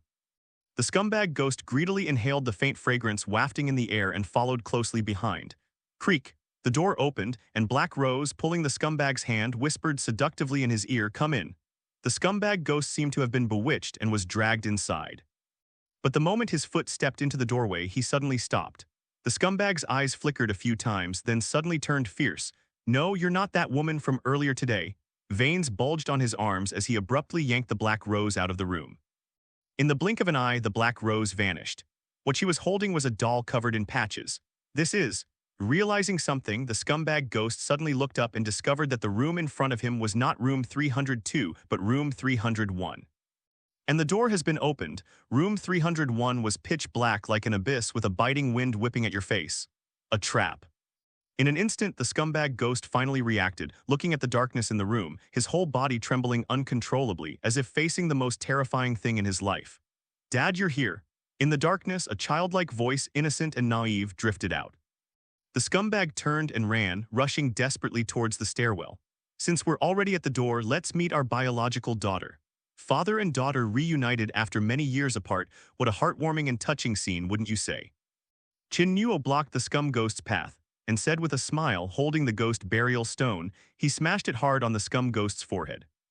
The terrifying power of the ghost caused the scum ghost to lose consciousness briefly, staggering backward a few steps, one foot stepping into the room. The scumbag ghost's expression twisted in terror as he tried to pull his foot back, but a powerful suction force swept over his body. Even though the scumbag ghost struggled desperately, his body was gradually swallowed up by the darkness in the room. He reached out and gripped the doorframe tightly, shouting in terror, "No!" A pair of pale little hands emerged from the darkness and wrapped around the scumbag's neck. A pale, ashen little girl's face appeared on the scumbag's shoulder, revealing a chilling smile. "Daddy, I've been waiting for you for so long, you've finally come." Finally, the scumbag ghost let go of her hand and was pulled into the bottomless pit of the room by his daughter. The horrific screams echoed continuously throughout the room. Bang! Qin Nuo closed the door to room 301 and the noise stopped abruptly. Qin Nuo picked up the patch doll from the ground without expression. Patchwork ghost doll. "This is an item I obtained from the silver treasure chest when I finished the first dungeon. It can create illusions for ghosts and spirits, transforming the surrounding scenery while simultaneously becoming what the other person desires most. Unless you can get him to walk in himself." Blood-eyed Ghost's words jolted Qin Nuo awake, and he suddenly thought of the patchwork ghost doll. Using this to deal with the scum ghost was the perfect solution. "How many ghosts are on you? However, I must say your method is indeed quite ingenious," said the blood-eyed demon. "That scumbag is addicted to eating, drinking, gambling, and whoring. He's completely hopeless. His resistance and ability to discern are practically zero, so I believe he'll fall for such a clumsy trap," Qin Nuo said. In room 302 next door, a pair of eyes peered out through a crack in the door. Princess Yao Yao had been hearing terrifying sounds since earlier and had been hiding under the covers in fear. After confirming there was no sound, she cautiously opened the door. Seeing it was Qin Nuo, she breathed a sigh of relief, patted her flat chest, and said, "You scared me to death. What were you doing, howling like a ghost in the third-floor hallway in the middle of the night?" Qin Nuo said, "It wasn't me calling, it was the sound of the upstairs neighbor." Princess Yao Yao was a little confused, scratching her head. "What did you do?" "He did a good deed." Qin Nuo smiled slightly. "I helped a kind and gentle old father reunite with his beloved daughter whom he hadn't seen for many years. The father and daughter are embracing and weeping in room 301. Returning from the third floor, Qin Nuo found the door to room 403 open and walked over. Inside the room, the wife was soothing her sleeping child, a gentle smile on her lips. The scene was unusually peaceful, without any strange or unsettling elements. "Your husband went into room 301 and probably won't be coming back," Qin Nuo said. "I know, my daughter already told me." The wife gently carried the child into the room and came out a moment later, earnestly thanking her. "Thank you for helping my daughter fulfill her wish." "It's only natural for neighbors to help each other out," Qin Nuo said. In fact, he could tell that his daughter's resentment towards her father was secondary.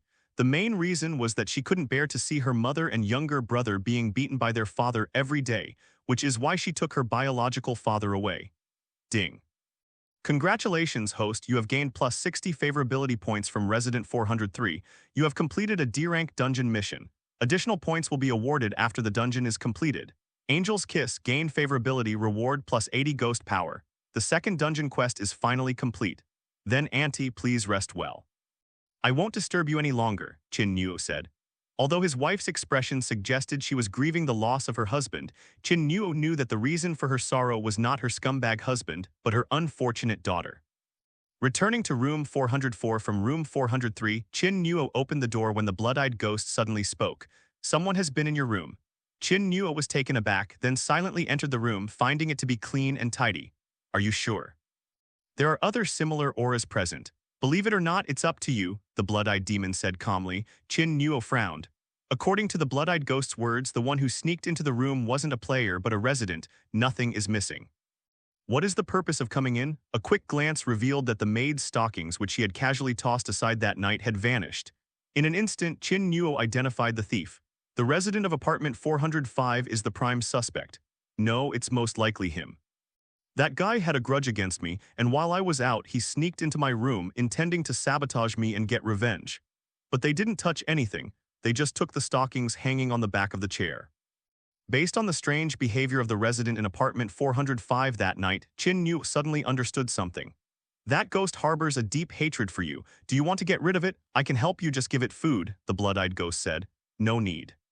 The purpose of this set of rules is to maintain good relations with your neighbors. Why escalate conflicts?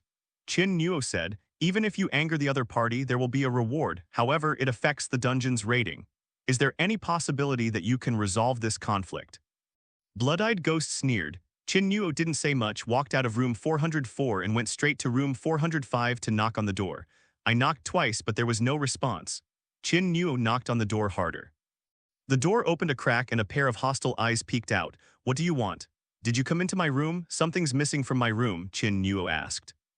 The resident of apartment 405 had a fierce look in his eyes, but Qin Nuo noticed a hint of panic in his gaze.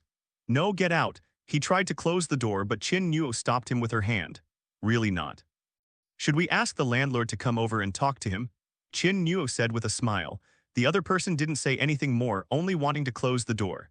Qin Nuo's supernatural power is considerable now. The resident of 405 tried his best but couldn't close the door and was stuck by Qin Nuo. But Qin Nuo quickly withdrew her sharp gaze and said with a smile, you misunderstood. I didn't mean to doubt you, I was just asking a question.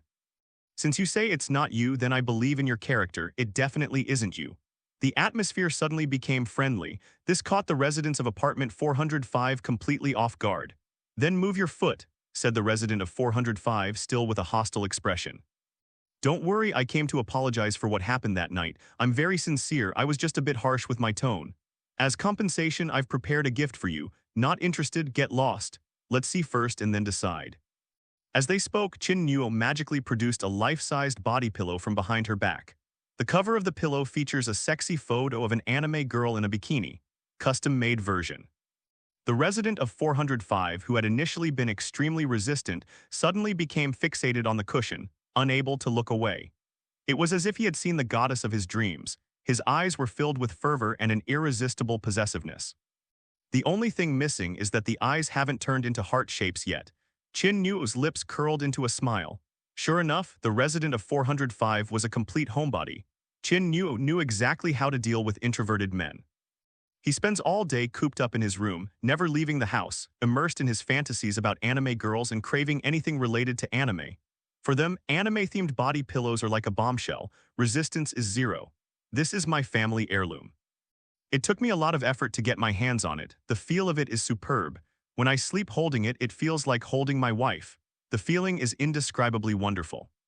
Qin Nuo feigned a reluctant farewell. I'll give it to you as an apology gift. Please accept it. The other person seemed incredulous. Are you sure? I'm starting to regret it. Words spoken are like water spilled. They are mine now. The door suddenly opened, and the other person snatched the cushion away, hugging it tightly. The cushion's fragrance made their eyes glaze over, and their expression became one of blissful intoxication. Only then did Qin Nuo get a clear look at the resident of apartment 405. His hair was disheveled, his face was deathly pale, covered in thick fleshy muscles, and his clothes were stretched taut, revealing layers of fat around his waist, which was as thick as a water vat. Definitely a couch potato, that made stockings, that B******** D definitely stole them. Even after becoming a ghost, he's still so obsessed. It just goes to show how powerful the world of anime and manga is for otaku. Qin Nuo smiled. Can you accept my apology now? The fat otaku nodded with a dazed look in his eyes. I accept, I accept. Ding, congratulations host, you have gained favor from Resident 405, completing a hidden D-rank mission. Bonus points will be awarded upon exiting the instance. Angel's Kiss, you gain plus 100 favorability from Resident 405 and receive a reward of plus 100 ghost coins. Qin Nuo was secretly delighted. He spent 10 ghost coins to buy a pillow from the system shop. Not only did he complete his third D-level mission, but he also made 10 times the profit. This deal was incredibly lucrative. The fat otaku had no idea that it had cost 10 ghost coins. He thought it was Qin Nuo's most precious treasure. My eyes were so moved I almost cried. From now on, you're my brother. If you're in trouble, I'll go through fire and water for you. Good brother, you're too kind. As he left, Qin Nuo paused, then added, brother, treat my darling well. After completing the D-level tasks for several residents on the fourth floor, Qin Nuo took a day to relax. The next day, Qin Nuo began to focus her attention on the clue she had obtained from the mission. The rooftop reservoir. I should go and see it. After all, completing the main quest of this dungeon is Qin Nuo's goal. Everyone has a competitive spirit. Who wouldn't want an MVP rating, so I still have to deal with the landlord since he has the keys.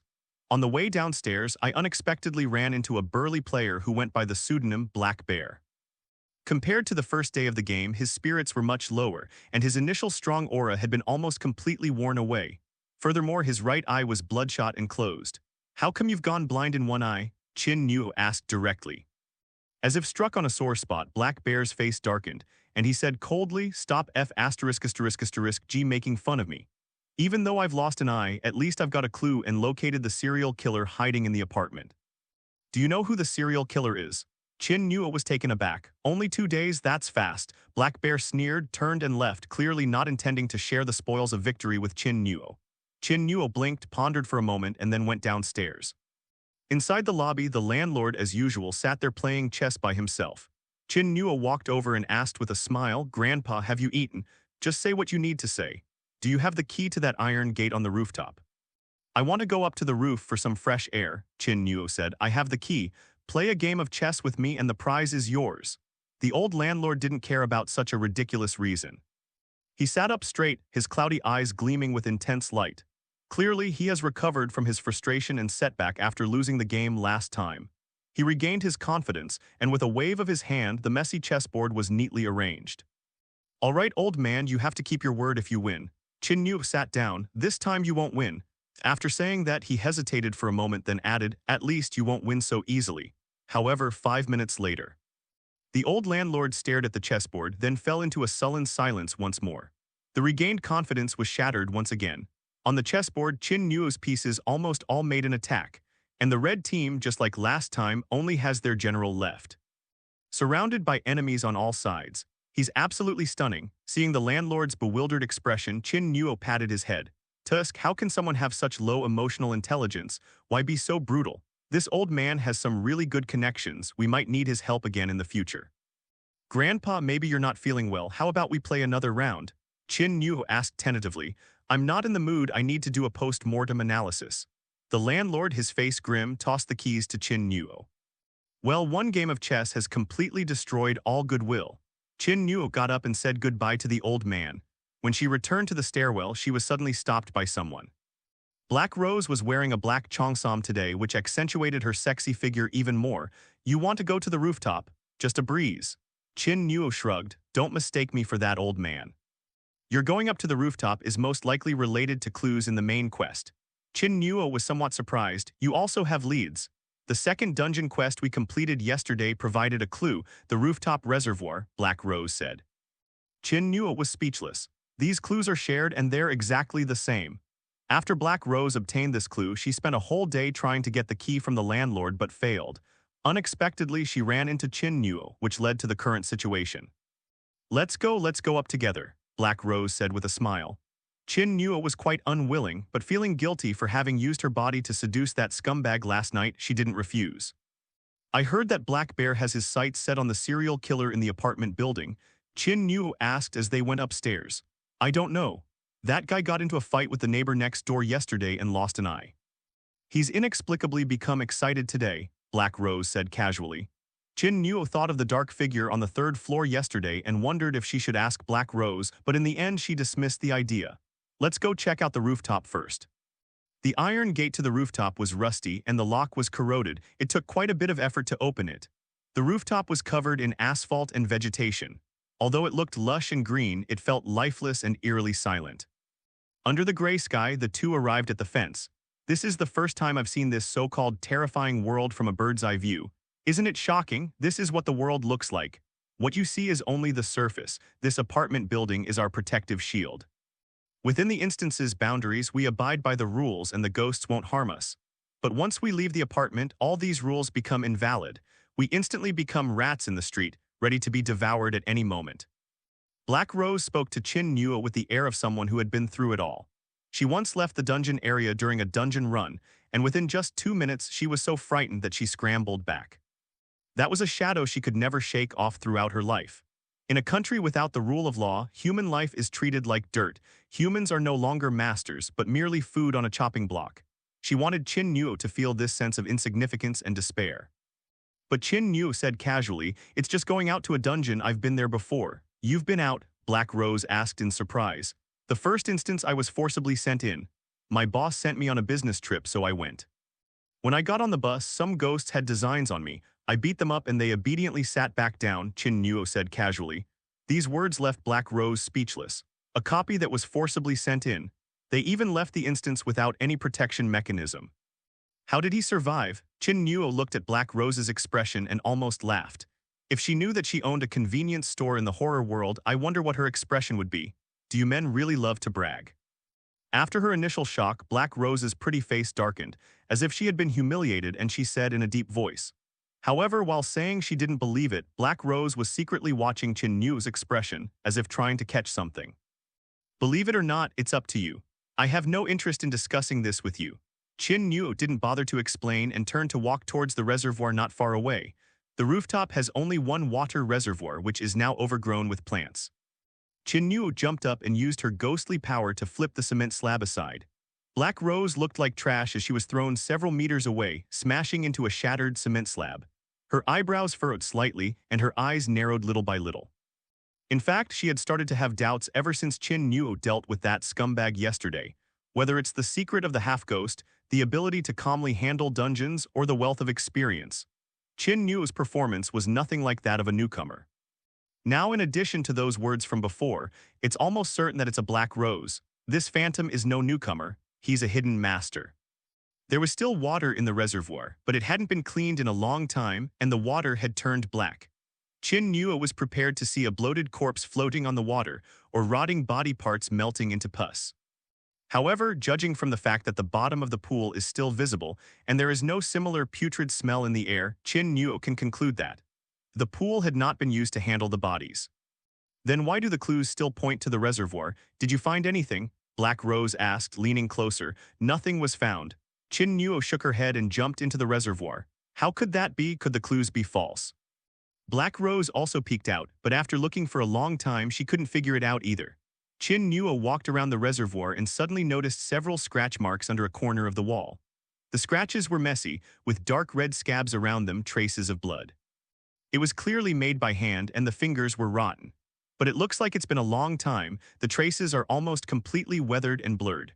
Who's so bored as to come to the rooftop to scratch the pool and file their nails? Qin Nuo said this, but some creepy thoughts were surfacing in her mind. The Black Rose has come down. Qin Nuo turned and walked towards the gate. "You're leaving already?" Black Rose asked. "I have no clue, you'll have to find it yourself."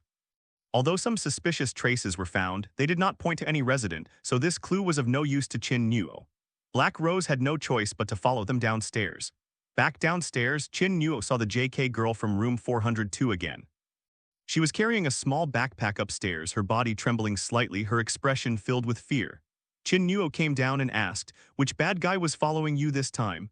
The little girl was clearly terrified, her forehead covered in cold sweat. She nodded and said, "This time he tried to grab me again, but luckily a resident on the third floor came out to take out the trash, and he ran away again." "Did you see which room he ran into?" Qin Nuo asked. It can be concluded that even if that dark figure isn't the serial killer we're looking for, it definitely has a serious problem. "No," the little girl shook her head. Qin Nuo stood up, stroking her chin in thought.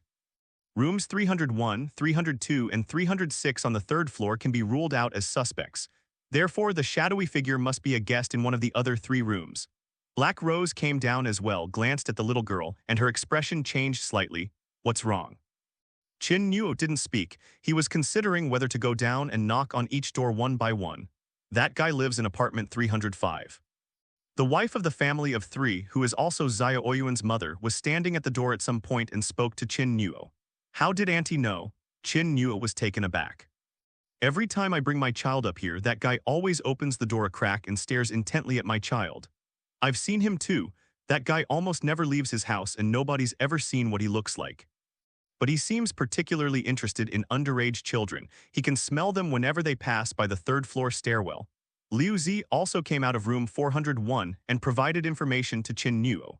That guy's eyes were really unsettling. I wanted to drag him out and warn him, but he kept the door tightly shut.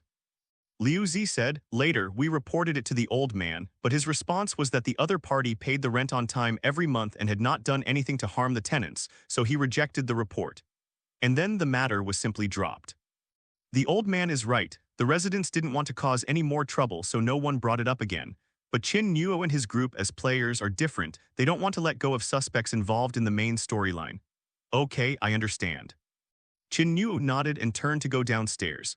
The door to room 405 opened and the fat otaku stepped out gripping a spiked club. He snarled, "Good bro, I'll help you take him down." "No need, I can handle it myself." Qin Nuo declined, too many people would only backfire. The Black Rose standing to the side was completely stunned. Almost all the residents on the entire floor came out. Judging from the content of the conversation, these residents all have a good relationship with Qin Nuo. Only 3 days, and he's already established connections with all the residents on the 4th floor. Black Rose was shocked. She tried for 3 days and only managed to get a decent relationship with the grandmother and granddaughter in apartment 302 downstairs. Is this guy some kind of diplomatic master? He can talk so much, Black Rose thought to herself. After declining the kind offer from the residents on the 4th floor, Qin Nuo went down to the 3rd floor. Black Rose quickly followed, surprised as she was, she heard everything they said. The serial killer is about to be caught. Upon reaching the 3rd floor, Qin Nuo and Black Rose were suddenly stunned. Because on the 3rd floor corridor, apart from the two of them, all the other players had gathered there. Upon seeing the two of them, the black bear covered its forehead, looking utterly dejected. All right, 2 more have arrived, now everyone's here. What's going on, throwing a party? It's so lively, Qin Nuo laughed.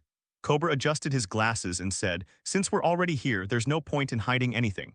Based on the information we've gathered from the residents, the guy in room 305 is very likely the serial killer we're looking for. That's the objective of the main questline for this dungeon. Black Rose laughed. What a coincidence, we just got the same lead from the residents on the 4th floor. Jiang Xiaobai said, since everyone already knows there's nothing more to say, let's go find that guy 305. We'll split the main quest rewards and ratings equally among all players. The other players nodded in agreement. The black bear's face darkened, but it tacitly agreed. He thought that only he knew this clue. He was so excited all night, planning to find the serial killer himself and claim the reward all to himself. In the end, damn it, it turns out everyone knew all along. Ah, so the resident of 305 is a serial killer. Great, let's go together. Princess Yao Yao, who was a bit slow to react, finally understood what was going on and happily held the food, dancing with joy. For the past 3 days, she has done nothing but eat and sleep, completely unaware of the outside world. There are no clues or progress on the mission. I just heard how lively the corridor was, so I grabbed some potato chips and came out to join in the fun. I never expected to get a piece of the pie, everyone. Cobra coughed twice. Let's go, don't waste time. Find that guy and split the dungeon rewards. After saying that, the group immediately marched towards room 305 in a grand procession. The cobra, with its head still attached, knocked a few times on the door of room 305. There was no opening of the door and no sound. I knocked a few more times, but it was still the same. What's the point? That guy's not even going to show his face. The black bear pushed the cobra aside, raised one foot, and kicked the door hard. With a bang, the door was kicked open, but when everyone looked into the room, they were all stunned. The room was completely dark.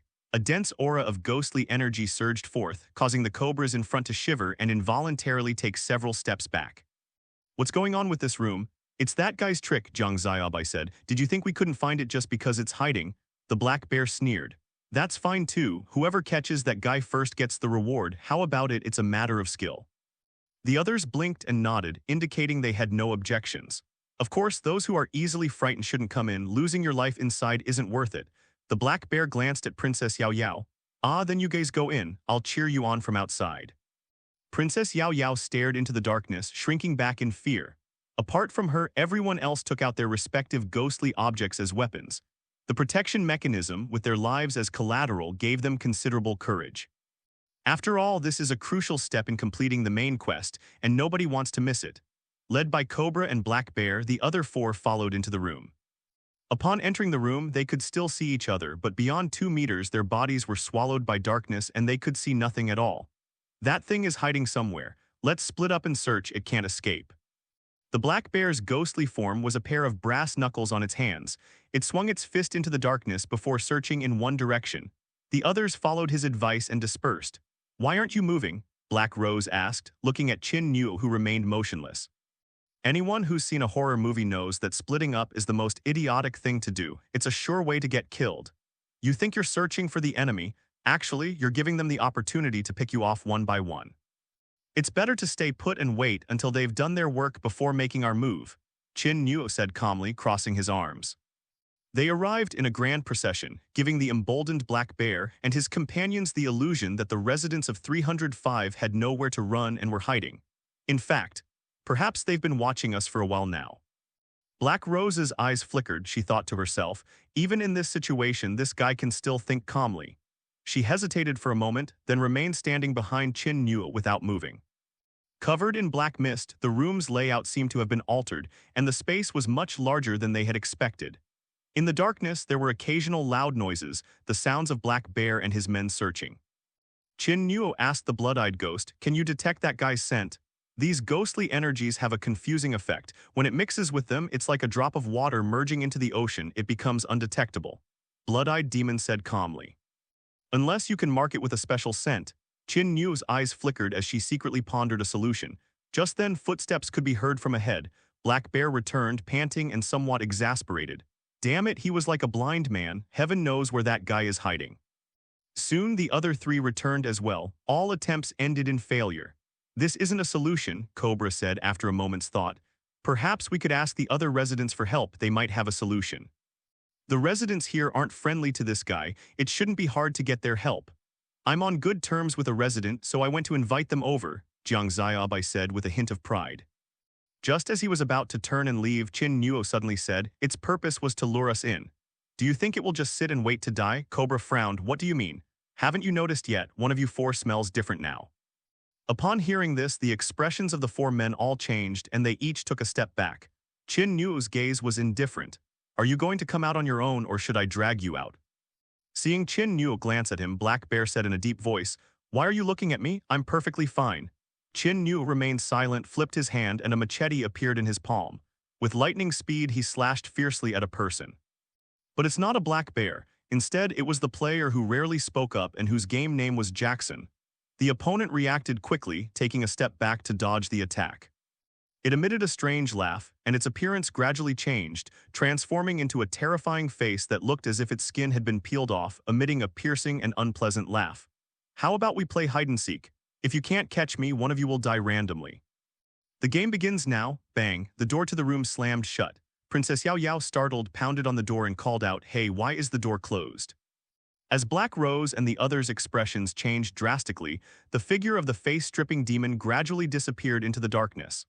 In a flash, Qin Nuo pulled out a bottle of boy's urine and threw it precisely into the darkness. With a loud bang, a foul stench of urine filled the air. Everyone covered their mouths and noses, looking at Qin Nuo with a strange expression. "Holy crap, this guy carries a bottle of pee with him all the time. What kind of crazy thing is that?" The ghostly aura was mixed with a strong stench of urine. The face-stripping demon was covered in urine, his face contorted and grotesque. The stench of the boy's urine made it itch all over its body, causing it extreme discomfort. It stared at Qin Nuo, who was out in the open, its eyes filled with murderous intent. "That damned brat!" Bang! A muffled thud came from the darkness. Everyone looked over at the sound and saw a headless corpse lying on the ground, followed by a head rolling out. "It's Jackson's head." His expression was one of shock. He clearly hadn't even realized what was happening before his head was ripped off. When they split up, the Facebreaker had already killed Jackson, then transformed into his likeness and infiltrated the group, intending to remove their heads one by one. However, he was unexpectedly recognized by Qin Nuo. The next second, Jackson's body suddenly turned into a cloud of gray mist and disappeared. Black Bear and the others were not surprised. This is the protection mechanism. Jackson has already used up his immunity. After his first death, he will be resurrected in his room. Jackson escaped his predicament, but it was also a huge loss. Their faces simultaneously darkened. Although they had a get-out-of-jail-free card, none of them wanted to use it here. After all, there were still 7 days of game time left. In the darkness, a pair of ghostly hands silently emerged. The cobra sensed something and suddenly called out, "Black Bear, behind you." The Black Bear reacted quickly, turning around and swinging its fist, which was covered in brass knuckles. However, before he could even touch his opponent, his entire arm was ripped off. With a thud, the blood-soaked arm fell to the ground. The black bear retreated, its face pale, staring at its empty left arm, its face trembling violently. Go, break down the door and get out first. Cobra and the others finally realized the seriousness of the situation. The residents of apartment 305 are far more formidable than they imagined, and since they are operating in the shadows while the residents are in the open, the only outcome will be that they are killed one by one. As they turned and ran towards the door, suddenly black energy surged and the gate vanished before their eyes in an instant. In that instant, everyone was plunged into despair as if into an abyss. In the corridor, Princess Yao Yao looked at the tightly closed door, initially at a loss but quickly came to her senses. They have 2 lives anyway, so it doesn't really matter if they die. After saying that, she adjusted her miniskirt, sat on a bench in the corridor, swung her legs, and continued eating her snacks. Suddenly, several footsteps came from the corridor. Princess Yao turned her head and saw that several residents from the 4th floor were coming down. Qin Nuo had helped them before, and after thinking about it, she still felt uneasy and came down to check on them. Ignoring Princess Yao, Liu Zi gripped the handle of the 305 and twisted and pulled hard, but still couldn't open the door. Then, turning to Princess Yao, he asked, "Did he go in?" Princess Yao didn't know who he was referring to but still replied, "They've all gone inside, but the situation doesn't look too good." Then, she felt a burning gaze fixed on her. Turning her head, she saw the fat otaku behind Xiao Yuan's mother staring intently at Princess Yao's thighs, which were clad in white lace stockings, as if his eyes were magnified 8 times. Princess Yao shifted uncomfortably, using snacks as a cover. Little sister, my name is Zhang Yuan. What's your name?" The fat guy clearly rarely interacted with people, and seeing such a pretty girl, he couldn't speak properly and stammered. "Yao." Princess Yao gave a name casually. "Can I shake your hand?" The fat otaku stepped forward, extending his sweaty hand, his nostrils flaring with hot breath, his lewd eyes fixed on those snow-white thighs. His gaze seemed to try and see right through that miniskirt. As Princess Yaya was contemplating whether to run away, Xiao Yuan's mother suddenly stretched out 2 fingers and jabbed them hard into the fat otaku's eyes. "Be honest, we came down to help." The fat guy covered his eyes, somewhat afraid of Xiao Yuan's mother, and obediently stood behind her without making a sound. Just then, Jackson came downstairs again. "Oh, weren't you inside?" Princess Yao asked in surprise. "I was killed by that ghost and I respawned in my own room," Jackson said with a dark expression. Before he could do anything, before he could even see the other person, his head fell to the ground. The crucial point is, they used up their get-out-of-jail-free card like that. "I'm so depressed, those phantoms and the others." Princess Yao was taken aback. "I reckon his head'll be ripped off soon too," Jackson said with a wry smile. "This isn't them arresting people. It's like a flock of sheep wandering into a wolf's den. They're going to be wiped out. Open the door by force." Liu Zi sensed something was wrong and said in a deep voice. But no matter how much he damaged the door, it could always be restored to its original state within seconds. "A curse." Xiao Yuan's mother's eyes flashed and she said, "I'll open it, but it'll take a little time." "That's probably it," Jackson muttered. Inside the room, complete darkness enveloped the surroundings. Cobra and the others could only huddle together tightly. "Don't spread out, stand back to back, that way if it attacks any one of them, the others will immediately notice," Jiang Xiaobai said. "Although the chances are slim, there is still hope." The group was on high alert, their ghostly possessions useless, like helpless chicks huddling together for survival in their desperate situation. The only exception is Qin Nuo. He stood there, showing no sign of tension. "Phantom?" Black Rose looked at him, puzzled. "Never mind him, he's given up resisting," the black bear said weakly. He already had one eye and now he'd lost an arm. His mental state was very poor. The others remained silent. For those with low tolerance for stress, giving up resistance is indeed the best course of action.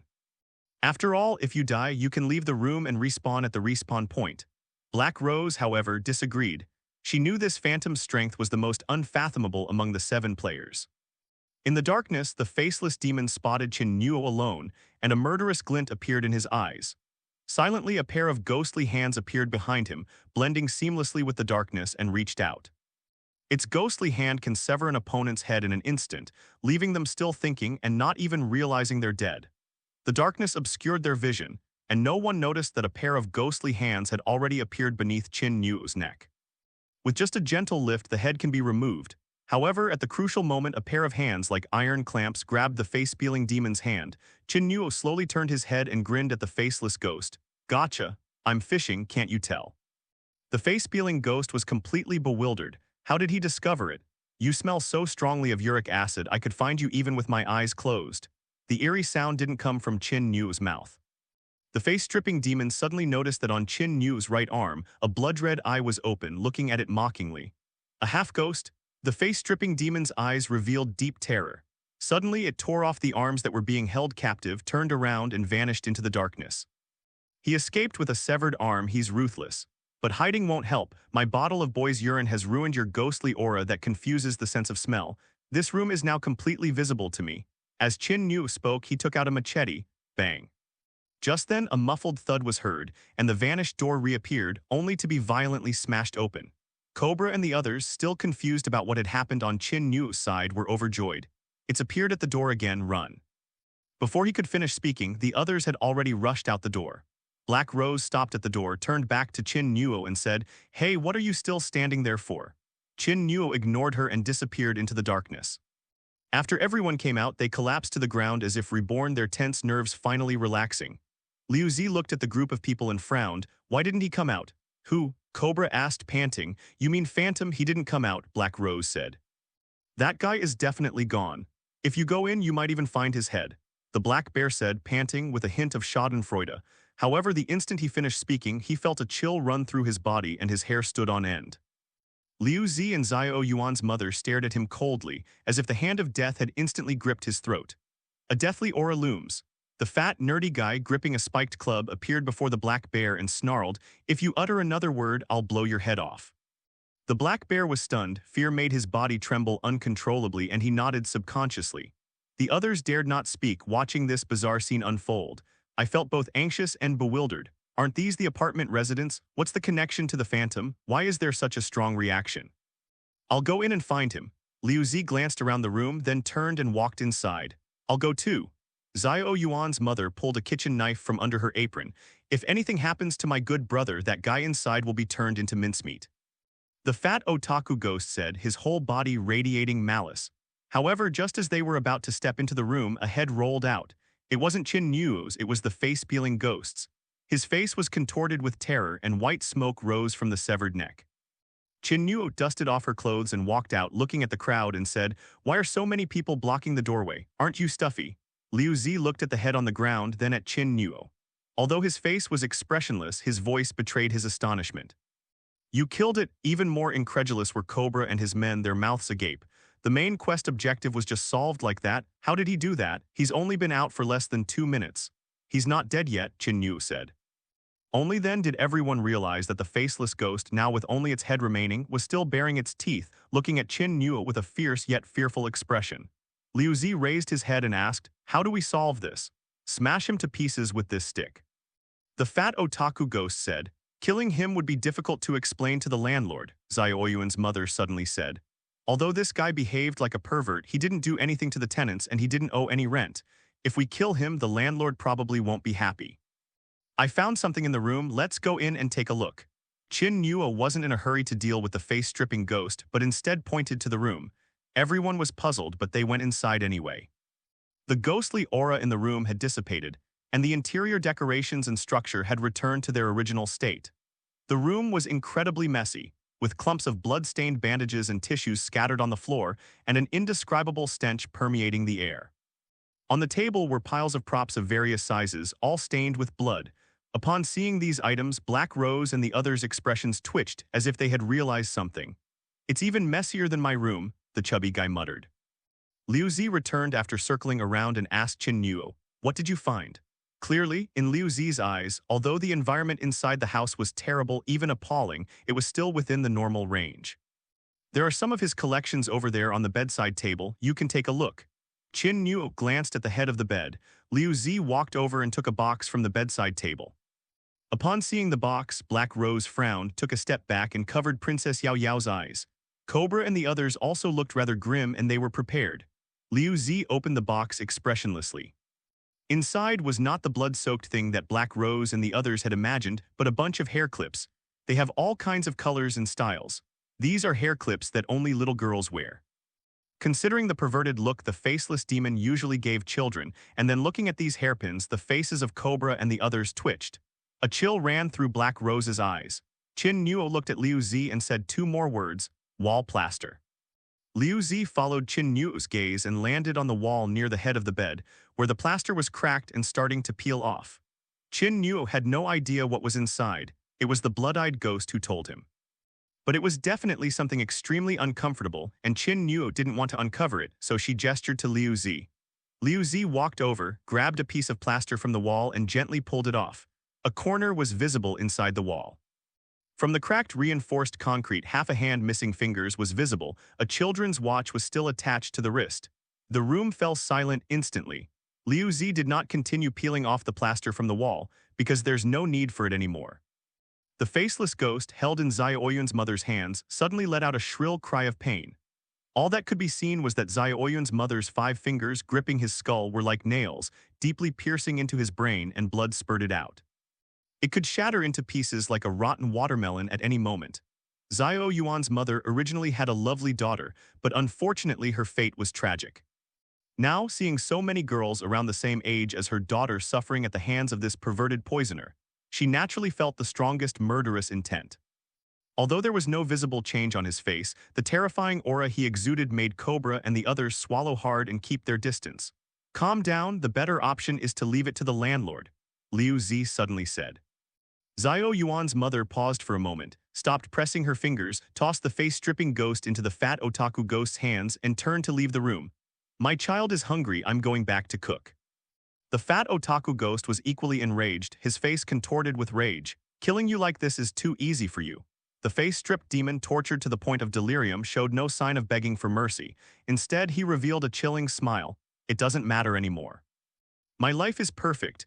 You have no idea how beautiful those girls were back then when I tormented them until they were mentally unstable, their eyes dull and lifeless. Installing them in the wall makes them my works of art, you should appreciate them." Click. The fat otaku ghost ripped open his hand hard, splitting the face-peeling ghost's jaw open so his mouth couldn't close and he could no longer speak. "Let's go out first," Liu Zi said. The atmosphere in the room was too oppressive. Looking at the corner, Cobra and the others found it difficult to breathe. Everyone left the room. Just as I returned to the corridor, a voice came from behind me. "I heard you caused quite a commotion on the 3rd floor. You all probably remember the apartment's rules, right?" The landlord, an elderly man, walked over, leaning on his cane. Liu Zi stepped forward, briefly recounted the whole incident, and then pushed open the door to room 305. After listening, the old landlord remained expressionless, only narrowing his eyes as his gaze fell on the head of the face-stripping ghost. Faced with the landlord's gaze, the face-stripping ghost finally showed a look of fear, but his mouth was already split open, and he couldn't utter a word. "Understood, hand him over to me." That's what the landlady said. Liu Zi handed over the head. The elderly landlord, holding the face-stripped ghost in his hand, said calmly, "Don't bring this up again. Room 305 is not for rent for the time being. I will clean the room myself." After saying that, he carried the head away. But from the panicked and terrified look on the face-stripping ghost's face, Qin Nuo knew that this guy's fate would be far more tragic than being reduced to ashes. "I should have been more firm and assertive back then," Liu Zi said. The residents' complaints about the face-peeling ghost were initially rejected by the landlord. Then, to avoid unnecessary trouble, the residents, including Liu Zi, turned a blind eye and let the faceless ghost stay. "If we had been more decisive and forceful, this psychopath would have been dealt with years ago. At least he didn't escape." Qin Nuo indirectly comforted Liu Zi's self-blame. "I'm going back now, knock if you need anything." Liu Zi didn't say much more, turned around and went upstairs. The fat otaku said a few words to Qin Nuo and then followed her upstairs. After the residents left, players like Cobra stopped paying attention to 305 and focused on more important matters. Qin Nuo single-handedly uncovered the pervert in room 305. In other words, he pocketed all the rewards from the main quest. "Is there an announcement for the dungeon quest?" Black Rose asked nervously. All eyes of the players fell on Qin Nuo. Just as Qin Nuo was about to speak, the system's announcement rang in his mind. But after listening, his brows furrowed slightly. "Congratulations, host, on completing the sea-level dungeon mission. You have successfully apprehended Resident 305 and handed them over to the landlord for punishment. Bonus points will be calculated upon exiting the dungeon. This is not a reward from the main storyline. It's just a hidden C-rank mission." Upon hearing the game's announcement, Qin Nuo frowned and fell into deep thought. The other players, noticing his expression, sensed something was wrong and couldn't help but ask, "What's wrong?" "That guy isn't the mastermind we're looking for, he's just a regular C-rank dungeon quest," Qin Nuo said. Cobra and the others were dumbfounded. Isn't this a serial killer? The clues they obtained from the residents all pointed to this guy, and they also found evidence of all his crimes on the wall plaster. What kind of guy qualifies? Damn it, I actually got killed by a dungeon quest. Jackson was the most frustrated. He's a serial killer, but just a simple serial killer. The person we need to find for the copy is someone else, Qin Nuo said. Everyone was completely baffled. Why don't you listen to what you're saying for yourself? Damn it, this main quest is a total ripoff. I'm not getting involved. Black Bear waved his hand and left. That makes sense. Just do the dungeon quests honestly, and when the time is up, leave once the dungeon is over. Isn't that better? Jiang Xiaobai and the others considered it for a moment, then followed suit. Obviously, everyone's patience has been completely worn down by this main quest. Princess Yao Yao noticed Qin Nu's absent-minded look, nudged him, and asked, "Are you feeling down?" "No, I was just thinking about some things." Qin Nu shook her head. He thought the resident of 305 isn't a serial killer, but what role did the clue about the rooftop reservoir actually play? Those scratches were not enough to make Qin Nu a suspect in any particular resident. Black Rose looked at Qin Nu and said, "At least your rating is the highest among the 7 of us. The MVP of this dungeon run is undisputed." "I'm not really interested in MVP or anything like that. I prefer to challenge myself with things that interest me," Qin Nu said. Black Rose rolled her eyes and left. "No wonder I felt uneasy walking down this corridor these past few days, like something's watching me. Luckily we caught him otherwise." Princess Yao Yao glanced at room 305 and muttered with lingering fear. Qin really wanted to ask, what was Princess Yao Yao's purpose in participating in this instance? Not only did he come here as a tourist, but he's also simple-minded. He's even a level 2 player. The last dungeon run was probably carried by a pro player. It was an easy win. Returning to the 4th floor from the 3rd, the little girl stood at the top of the stairs. Upon seeing Qin Nuo, she happily greeted him. "Xiao Yuan's mom told me they've caught that bad guy, and it was Big Brother who caught him himself. That's amazing." "Everyone helped, not just me," Qin Nuo said. "Why don't you come to my house for dinner tomorrow, Big Brother? My parents heard about this and want to thank you in person," the little girl said. Qin Nuo thought of those 2 invisible ghosts. This was an existence that absolutely could not be provoked. Just as I was thinking of refusing, the system's voice rang in my mind again. "Ding! Congratulations, host, you have triggered a D-rank dungeon quest. Please go to room 402 within 24 hours and have lunch with the resident." Qin Nuo hesitated for a moment, then asked, "Is tomorrow noon okay? It's past 2 p.m. now, past lunchtime, so I'll have to do it tomorrow. But thinking about it carefully, what would you eat if you were dining with a ghost?" Qin Nuo thought of the trafficking market in the horror world and the corner of her mouth twitched. "Oh well, let's just see how it goes." "Of course, Big Brother, please don't stand me up." "Of course not." The little girl skipped and hopped happily away. Qin Nuo returned to her room. The day finally passed peacefully. The next day, Qin Nuo dressed up specially. After all, this was the first time she was going to her neighbor's house for a formal meal, and she needed to be polite. As I stepped outside, I ran into Jiang Xiaobai, who was carrying 2 large buckets of water upstairs on a shoulder pole. "What kind of operation is this?" Qin Nuo asked. "The water supply to apartment 506 is cut off. As a kind neighbor, I'll lend a hand." Jiang Xiaobai said breathlessly. "What a load of bull, a kind neighbor, my foot. If this weren't a dungeon quest for resident number 506, who the hell would have to suffer like this? My goodness, carrying 10 buckets from the 1st floor to the 5th floor, 5 trips back and forth. After completing this dungeon quest, he'll basically be bedridden until tomorrow, unable to get out of bed. Is it easy for me to complete a dungeon quest? And you? Why are you dressed so formally, dating a ghost?" Jiang Xiaobai glanced at Qin Nu's attire and asked, "It's also a dungeon quest. Go to room 402, crash a dinner party there, and that'll be it. I'm leaving now, see you later." Qin Nu waved and left. After hearing this, Jiang Xiaobai was stunned for a few seconds before he came to his senses and slammed the carrying pole to the ground. Damn it. We're all human, why is he the one who gets the food and I'm the one who does the work? Upon arriving at room 402, Qin Nu knocked on the door. The little girl quickly opened the door, beaming, "Big Brother, you're finally here. The food is ready, please come in and have a seat." Qin Nu went inside. The room was very clean and everything was neatly arranged in an orderly manner. The lack of light made the whole room dark and gloomy. To Qin Nu's surprise, the dishes on the table were all normal. Stir-fried tomatoes and eggs, minced meat and eggplant, and sweet and sour pork ribs are all dishes I often eat. The little girl pulled out a chair and said with a smile, "Sit down. I know older brothers are different from us, so I only make things that older brothers can eat." Qin Nuo was slightly taken aback, then sat down. The little girl sat down opposite her. In addition, there are two rocking chairs on either side of the table. The rocking chair was placed gently. Qin Nuo couldn't see the little girl's parents, but he knew they were watching him, and his hair stood on end involuntarily. My parents said, "Thank you for bringing that bad guy to justice and protecting everyone's safety." Everyone helped. It wasn't just me who did the work, Qin Nuo said. In this terrifying world devoid of any legal system, the phrase "bring them to justice" sounded very awkward to Qin Nuo. "Big brother, please try my cooking and see how it is." The little girl looked at Qin Nuo expectantly. Qin Nuo picked up her chopsticks and took a small bite of the scrambled eggs with tomatoes. "It contains sugar." This wasn't Qin Nuo's taste. He was a member of the salty faction. "Not bad, it tastes just like the food I ate when I was a kid," Qin Nuo said dismissively. The little girl was very happy to get the answer she wanted, and she picked some up and tasted it herself. Sigh asterisk. Qin Nuo glanced over and suddenly noticed that the two sides of the table were decaying at a visible speed, turning into clumps of wood dust that fell to the ground.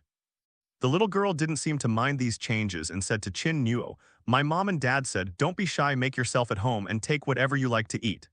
Qin Nuo's lips twitched. How the hell am I supposed to treat this like my own home? He suddenly regretted coming to visit. Eating a meal felt like being tortured. The blood-eyed demon suddenly spoke up. "Can we leave? I'm feeling very unwell." "How exactly are you feeling unwell?" Qin Nuo asked.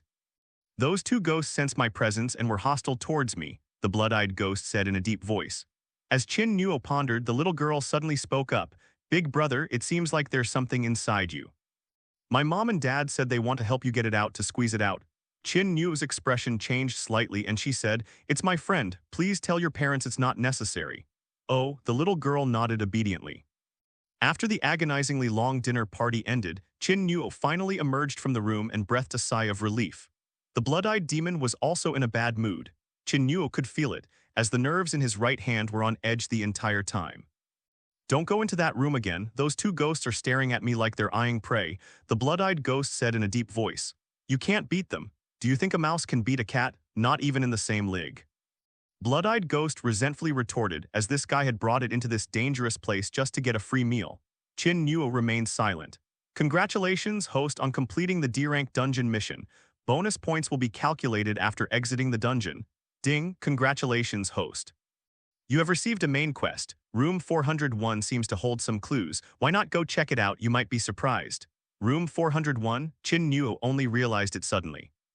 Of the residents on the fourth floor, room numbers 1 through 6, it seems that only room 401 remains, which I have never seen before. Because I've never seen the door open there. Qin Nuo initially thought it was a storage room that wasn't available for rent. After a moment's thought, Qin Nuo changed direction, stood in front of room 401 and gently knocked on the door. There was no response, so Qin Nuo knocked again and the door opened by itself. The door wasn't locked. The creaking sound of the door opening echoed in the deathly silent room. Inside, there was almost nothing and the space was small. The living room and bedroom were combined into one room, with garbage everywhere and smelly, yellowed clothes piled on the bed. A girl with shoulder-length short hair who looked to be around 18 years old was sitting on the ground, wearing a torn and dirty school uniform. "Hello?" Qin Nuo greeted him. The girl turned around. It wasn't a scary face, but rather a pretty one, radiating a sunny charm. Only his hair was disheveled, drool was dripping from the corner of his mouth, and he was sucking his fingers. When he saw Qin Nuo, he wasn't afraid at all and just grinned foolishly. Fool. Qin Nuo could tell he hadn't expected this. How could the landlord allow a girl with mental health issues to share a room? Granddaughter. Qin Nuo didn't think much about these things. What he was curious about was that the clue pointed to room 401, so there must be something hidden there. Qin Nuo started searching around, while the girl on the ground did nothing, just smiling foolishly as she watched Qin Nuo walk back and forth. Finally, Qin Nuo found a diary in a drawer. The diary belongs to this girl named Xia Xinlu. She appears to have been a college student in the prime of her youth. A photo was also included. The Xia Xinlu in the photo is completely different from the one she looks now. She is very clean-cut, has a sweet smile, and is clearly normal. Peeping into someone else's diary is immoral, so Qin Nuo gestured to Xia Xinlu on the ground, and the latter just smiled blankly, which he took as tacit approval. Open the diary. The entries I wrote each day before were just things like my period being late, having a crush on a certain senior, participating in a certain speech program, etc., just normal diary entries. After that, the girl left school for an internship and rented this apartment with the blood-stained clothes. The beginning was fine, but the style changed abruptly later on. On June 7th, I saw on the news that a virus was spreading.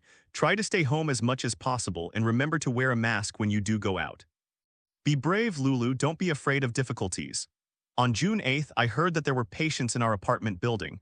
I didn't know if it was true or not, and it made everyone very anxious. The landlord wouldn't let anyone leave the building, fearing that the virus would spread to more people. June 11th, they are demons, devils, why did they do this? I'm calling the police. Qin Nuo frowned. What had happened that day? What had Xia Xinlu seen? Qin Nuo turned to the next page, eager to know. But the next page doesn't contain any diary entries. Instead, it was a whole sheet of bright red "I'm sorry," densely packed with words, plus what looked like blood or red ink. It was a bit unsettling to look at. I flipped through the back, but there were no more words. This clue is very informative, and it also looks quite creepy. What major event seems to have happened at the blood-stained apartment in the past? There was a noise coming from the other side of the door. It was the little girl from apartment 402 who pushed open the door and came in, carrying some food in her hands. She was taken aback when she saw Qin Nuo. Oh, big brother, what are you doing here?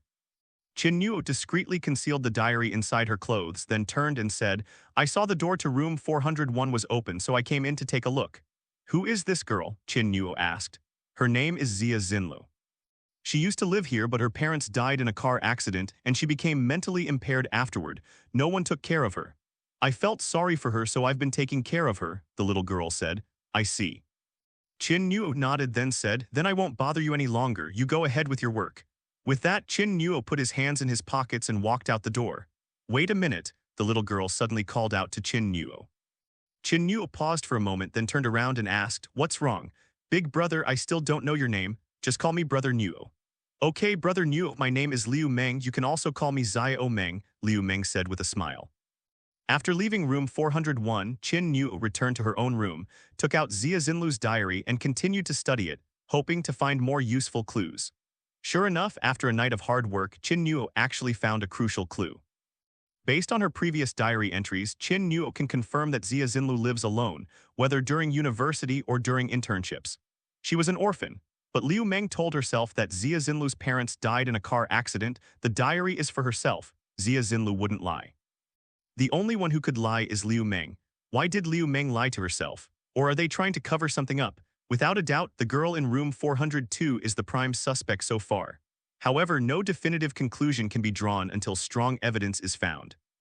However, Qin Nuo had already begun to be wary of this girl. The next day was the 5th day of the game. There are 5 days left until the dungeon ends. Players are fully focused on the dungeon quests and hope to get a high score when they exit the dungeon. Qin Nuo had already completed 5 dungeon quests and had no interest in continuing on them, so he focused on investigating the main questline. Inside the lobby on the first floor, Qin Nuo and the landlord were playing chess. However, one was bored out of their mind while the other was deep in thought, completely different styles. General, old man, you flatter me. After pondering for a full 10 minutes, the landlord finally made his final move. Qin Nuo also made the final move without hesitation, ending the long game. But this time, the old landlord wasn't angry or discouraged by losing the game. Instead, he stroked his beard and smiled smugly. Although you lost, this time you only won by a fraction. Qin Nuo also laughed and said, Yes, indeed, one should look at a person with new eyes after 3 days of separation. Last time I reduced you to just 1 king, old man. Now you still have so many pieces left, I almost lost. Grandpa, your chess skills have improved by leaps and bounds, Qin Nuo said, looking like he was under immense pressure. These words made the old landlord laugh even more smugly, his beard practically blowing in the air. In reality, he didn't know that Qin Nuo could have won more than 10 moves ago, and yet he still managed to utterly annihilate the old landlord, leaving him questioning his existence. But as a person, you should always have a high level of emotional intelligence. Is this even a game of chess? No, it's just a matter of social etiquette and interpersonal relationships. Grandpa, can I ask you something? Qin Nuo suddenly said, seeing that the desired effect had been achieved. I knew you were up to no good by suddenly asking me to play chess. But I'm in a good mood, so go ahead and say it, the old landlord said, picking up his old pipe. The girl in room 401, do you know her? I know, she's a really unfortunate kid. She lost both her parents in a car accident a few years ago, and she also lost her mental capacity. She's been taken care of by that girl in apartment 402 ever since. Why are you asking this? The old man asked casually, taking a puff of his pipe. Qin Nuo's expression, however, was somewhat solemn. The landlord's tone was exactly the same as Liu Meng's. Could it be that Liu Meng wasn't lying? The fact that the two spoke in unison left Qin Nuo somewhat bewildered. This also shattered all of Qin Nuo's previous conjectures. The old landlord exhaled a puff of smoke, and seeing that Qin Nuo remained silent, he assumed that he was pondering the game of chess. He flicked the ash from his cigarette, set the old pipe aside, and said with a smile, "Want another round? I'm absolutely confident about this game. Let's go again next time. My stomach hurts a bit. I'm going home now." After saying that, Qin Nuo turned and ran away. The old landlord chuckled, picked up his old pipe, and said smugly, "Scared before even starting, young man." Upon reaching the fourth-floor corridor, Qin Nuo hesitated for a moment before knocking on the door of room 403. "What's wrong, child?" Zai Oyuan's mother opened the door and saw Qin Nuo. Her cold expression softened slightly. Qin Nuo asked the same question as the landlord. Then they knocked on rooms 405 and 406. They received replies from Fat Otaku Ghost and Liu Zi. Back in her room, Qin Nuo sat on the bed, crossed her arms, and fell into deep thought. All answers are identical. Does this prove the saying online true? Who would write their true feelings in a diary? That's both brainless and despicable. While I was pondering this, there was a sudden knock on the door. Qin Nuo got up and opened the door. It was Princess Yao Yao from the third floor.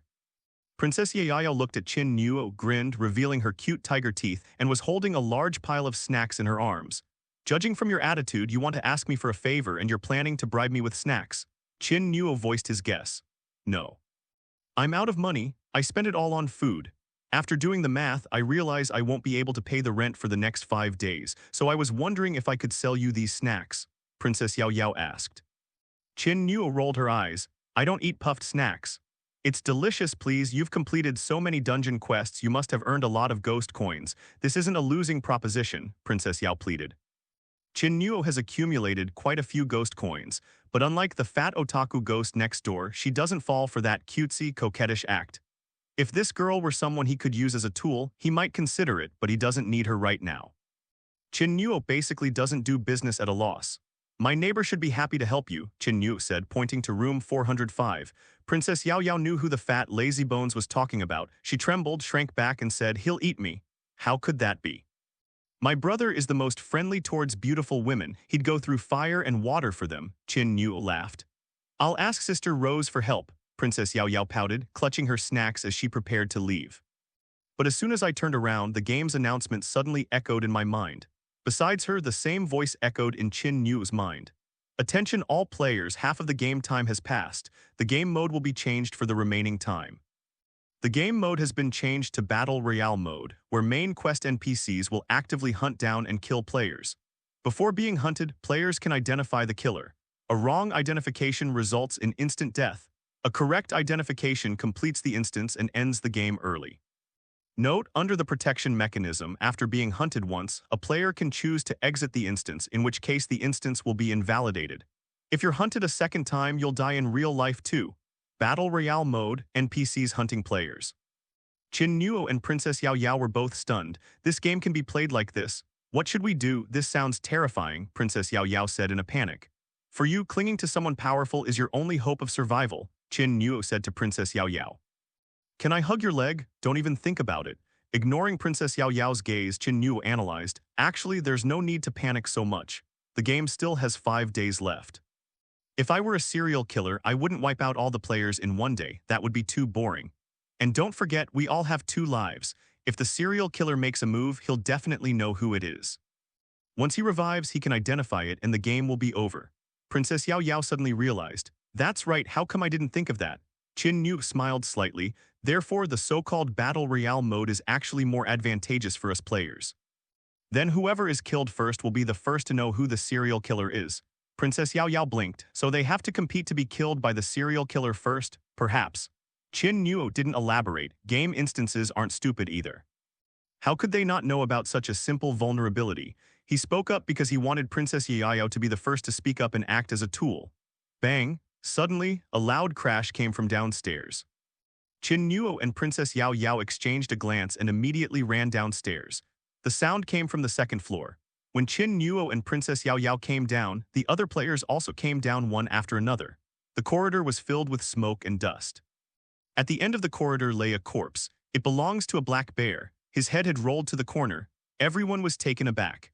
In the Battle Royale mode, the hunt for players began within 2 minutes of the game starting. Everyone involuntarily held their breath.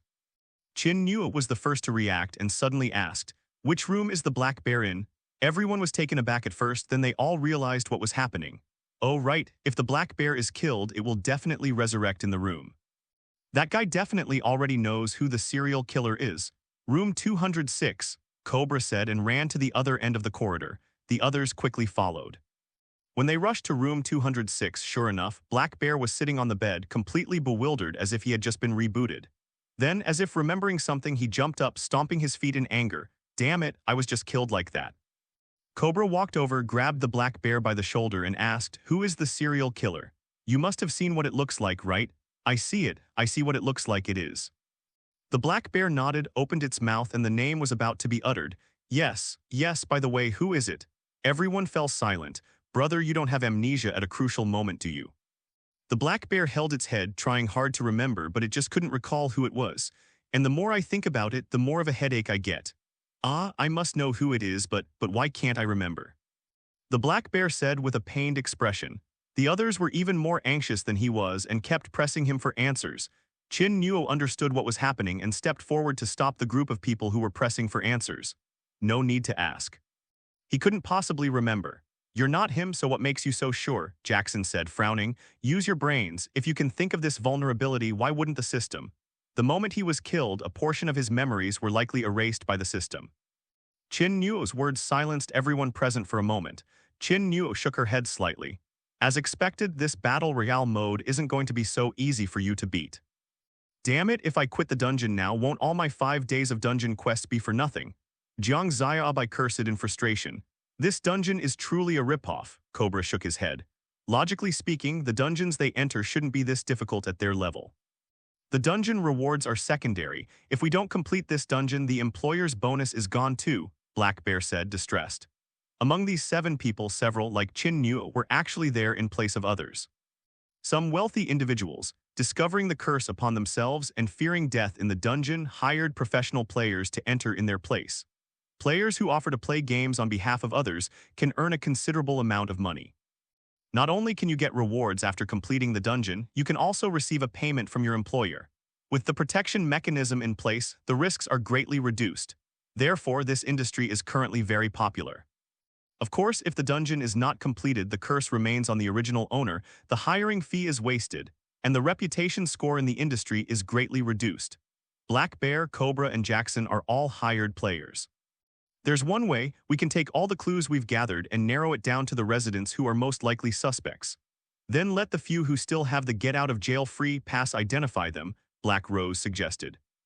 Jiang Xiaobai glanced at her. "Besides us, there are 23 households in this building. Can you name a few? Besides, we've focused all our attention on the dungeon quests these past few days, and we haven't gotten a single clue about the side quests." Cobra suddenly stood up and said, "You guys play. For the next 5 days, I'll choose to stay in my room and hide. That way, my chances of surviving until the end of the game are at least higher." "That makes sense." Jiang Xiaobai agreed with Cobra's idea. Now all they hope is to survive until the end of the game and complete this dungeon. As for finding the serial killer, that's already a very slim chance. You still have a get-out-of-jail-free card, but I've already died once. If I'm hunted again, I'm really dead." The black bear said with a dark face. Cobra and Jiang Xiaobai ignored him and turned to leave. When disaster strikes, everyone flees for their lives. Jackson was also terrified. He too had been killed once. "If you fail a game instance, at least you can try again, but if you lose your life, it's really over. I'm done playing, everyone. See you again someday." Jackson opened the game panel and confirmed that he was exiting the instance. Suddenly, a beam of light enveloped his entire body and vanished in an instant. Player Jackson quit the game prematurely and the dungeon failed to complete. The black bear, unwilling to give up, kicked the cabinet a few times. "Damn it, I'm not playing anymore." After saying that, he clicked exit. Player Black Bear quit the game prematurely, resulting in failure to complete the dungeon. Inside the room, only Qin Nuo and the 2 women remained. Black Rose looked at Qin Nuo. "What do you plan to do?" "At least I still have a get-out-of-jail-free card. I can still have some fun." Qin Nuo, hands in his pockets, said, "One must always have some hope. This game isn't over. I'm not dead. Anything is possible." After saying that, Qin Nuo left. Princess Yayao looked at Black Rose and said pitifully, "Sister Rose, can I stay with you for the next few days?" Black Rose frowned slightly, intending to refuse, but then she thought that having a tool by her side might come in handy. With a slight smile, "Okay." Qin Nuo returned to room 404. After closing the door, he took out a notebook from under the drawer and wrote down the names of 3 residents. Liu Meng, Xia Xinlu, and the landlord. "What kind of move is that?" Blood-Eyed Ghost asked. "This is my last gamble," Qin Nuo said, putting down his pen. "My only advantage is that I have 2 substitute scarecrows giving me 2 more lives than other players. In the Battle Royale mode, there's a detailed rule. Players can identify the killer beforehand. Once identified, if that killer attacks you, you win. I have 4 lives and I can identify 3 ghosts. These 3 are the 3 I suspect most right now." The blood-eyed demon was still a little confused, and then Qin Nuo smiled slightly. "For example, I'll identify Liu Meng as the prime suspect now and then cross her name off the notebook. I will be erased from my life, my memories of seeing the serial killer will be removed. If I am resurrected, then Liu Meng will be cleared of suspicion. Then I will return to the room, see this notebook, and know that Liu Meng can be ruled out. Then I can verify the next suspect," Qin Nuo said. This strategy is completely immune to the game rule of memory extraction. The blood-eyed demon was somewhat surprised. This kid's got a pretty sharp mind. Don't forget, Liu Meng's parents are also suspects, and are you so confident that the serial killer is in here? This apartment building has 23 residents. Qin Nuo shrugged. "If neither of those apply, then I'll just have to do what those guys do and survive until the game ends. If you run out of all 3 lives, quit the game. At worst, I'll forgo the reward and just help my sister run another dungeon run." He noticed it too. This dungeon is too difficult. It's not suitable for their skill level at all. There must be some special reason why the difficulty of the dungeon has been increased, which led to the appearance of this Battle Royale mode. "I have to say, this is really outrageous." "You're going to take a gamble," said the blood-eyed demon. "No pain, no gain, no gain, no gain. I never admit defeat when it comes to games." As Qin Nuo spoke, she opened the door and went to Liu Zi's room. "What's wrong?" Liu Zi still had that cold expression. "I've run into some trouble and need your help, brother Liu." Liu Zi naturally agreed.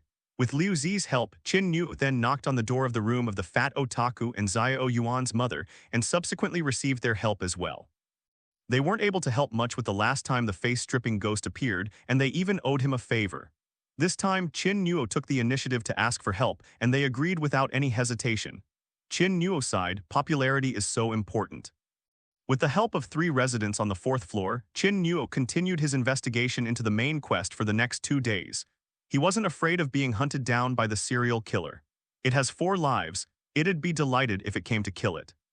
The players, including Cobra, who were hiding in the room, were all dumbfounded when they saw Qin Nuo swaggering around the apartment. "Bro, it's Battle Royale. Can you please not be so arrogant?" "I won 2 more games of chess from the old landlord, redeemed the pawned items for 2 households, and completed 2 D-level dungeon quests. Meanwhile, another main quest clue was obtained. The landlord's 2011 resident information sheet seems to contain something. Why not go check it out?" "You might find something. 2011, that's a resident information sheet from 10 years ago." Qin Nuo hesitated for a moment, then smiled at the old landlord and said, "Old man, could you do me another favor? You've already taken 2 deposits and you're still not satisfied." The landlord's face darkened again. Losing 2 games in a row without winning a single one shattered his confidence once again. 2 games of chess and I won a clue, but it destroyed all sense of social etiquette. "Old man, can you do me a favor? Although you lost again, your chess skills have undoubtedly improved, and this is largely due to having a strong opponent as a sparring partner." Qin Nuo said rather subtly. The landlord thought there was some truth to it and said, "All right, what do you want?" "Are there resident information sheets from 10 years ago, that is, 11 years ago? What do you need that for?" Qin Nuo did not answer. The elderly landlord pondered for a moment, then said, "Although I keep the resident information every year." "But what about 10 years ago?" "Never mind, come tomorrow, I'll look for it tonight." "Thank you, sir." Qin Nuo stood up to express her gratitude, but seeing the old man wave his hand, indicating he wanted to review the events, she tactfully left. "When I got to the 4th floor, I suddenly heard a noise from upstairs, like the dull thud of something falling to the ground." Before Qin Nuo could even finish wondering, the game's announcement echoed in his mind. Player Cobra has been hunted down by a serial killer. Qin Nuo was startled, but immediately realized what was happening and quickly ran up to the 4th floor. In the corridor, the cobra's corpse lay on the ground, its head severed and rolled to one side. Running so fast. Qin Nuo frowned, walked over, and wanted to examine the cobra. The cobra vanished in a cloud of gray mist, clearly having been resurrected. Is its hunting of players random, or does it follow some kind of pattern? Qin Nuo pondered. Let's go back and talk about it first. Qin Nuo stood up, and as he turned, a bloodshot eye appeared on the back of his right hand. The blood-eyed demon said in a deep voice, "It's still here." As soon as he finished speaking, Qin Nuo felt a strong killing intent permeating the corridor. The walls were decaying at a rate visible to the naked eye. Qin Nuo's expression changed, and he quickly took out his machete. A black shadow appeared out of thin air and was in front of him. Just as the blood-eyed demon was about to make his move, Qin Nuo's head flew off. Blood splattered on the wall, turning it a vibrant crimson. "Sister Rose, I have plenty of snacks. We shouldn't go out for the next 5 days. We can definitely last until the game ends." Princess Yao Yao sat on the bed, counting her snacks and pondering her little scheme while speaking to Black Rose. "You're so innocent and adorable." Black Rose gave a forced smile, tied up her hair, and went into the bathroom. "I'm going to take a shower first. You stay in bed." Princess Yayayo nodded obediently. But at that moment, the announcement that the player's cobra had been hunted down rang in both of their minds simultaneously. Less than 2 minutes later, the announcement that player Phantom had been hunted down rang out again. 2 players killed in a row. Princess Yao Yao and Black Rose were both stunned. "Oh dear, Phantom was killed too, so he still has 1 life left," Princess Yayayo said, covering her mouth. Black Rose frowned. Finally, he shook his head. "These 2 are basically going to leave the instance, just like Black Bear and the others."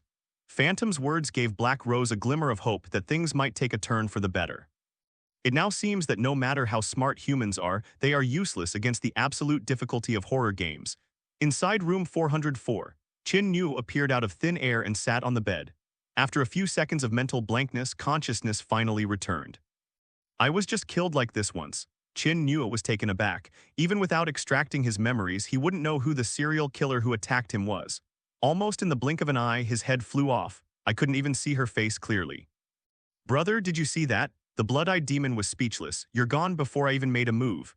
Incredibly strong, helpless, Qin Nuo stood up and went to the desk. "I saw 3 names on the notebook, the one that was crossed out. In the previous life, I identified Liu Meng, but the game continues, which means Liu Meng has been cleared of suspicion.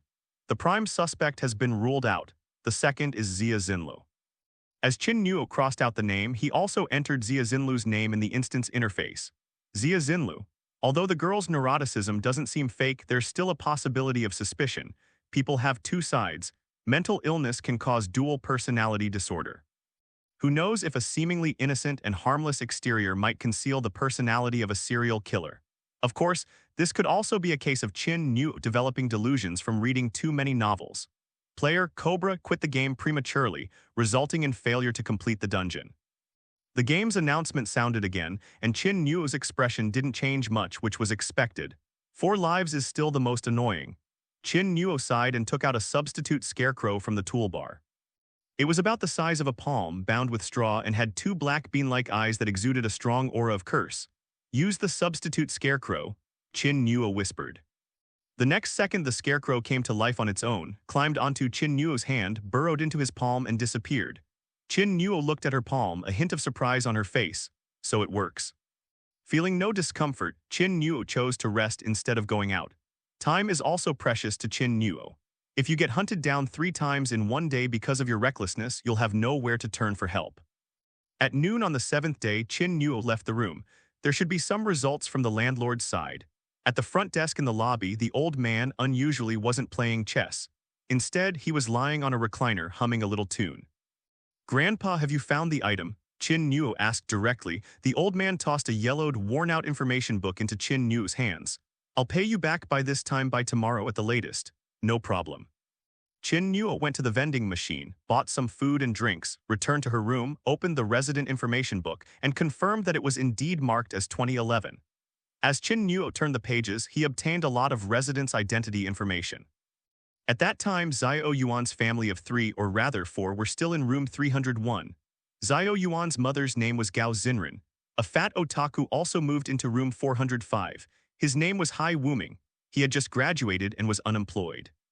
Liu Zi from Unit 406 is a construction worker who does manual labor. Liu Meng's family, living in apartment 402, consisted of parents who were ordinary office workers, and Liu Meng was in high school at the time. This is the user's information. The book also records some things that happened outside of the residents' lives. At that time, this area was thoroughly inspected by the Construction Engineering and Quality Supervision Department. The apartment building, named Blood Robe Apartment, was deemed substandard and subject to forced demolition. However, the landlord and residents used various methods to evade the issue. Then, in June, a virus broke out in the city that could only be transmitted through blood, with a mortality rate as high as 20% among those infected. This must be the virus from Xia Xinlu's diary, Qin Nuo murmured, continuing to flip through the pages. Following this is a passage from the landlord's own account. By chance, we discovered that 2 residents in the apartment building were also infected with the virus, and their symptoms were exactly the same. I locked down the entire apartment building, intending to hand the infected person over to the authorities, but the other residents stopped me, and a heated argument ensued. Someone then came up with a daring idea, a terrifying idea. For various reasons, I was persuaded to let them do it. But then we discovered the girl was missing. Everyone searched every corner of the apartment building until they heard a muffled thud outside. Qin Nuo took a deep breath and turned to the last page. There is no further narration from the landlord. It's the name of the person who was infected. Qin Nuo held her breath when she saw the name. Qin Nuo stared at the 2 names above, lost in thought. Could it be them? It's definitely them, Blood-Eyed Ghost said with certainty. They're just infected people, not serial killers. Qin Nuo shook her head. The game says the serial killer killed. Qin Nuo suddenly stopped halfway through her sentence. Then, as if discovering something, their eyes suddenly lit up. Keep going. Do you know you'll choke on your words if you leave them halfway through? Blood-Eyed Ghost was utterly speechless. I suddenly have a guess that could explain why the landlord, Xia Ouyuan's mother, and others spoke in exactly the same tone as Liu Meng. Why? I won't tell you, I'll go and verify it myself. Qin Nuo's words instantly drove the blood-eyed demon into a frenzy. Return the household registration book to the landlord first.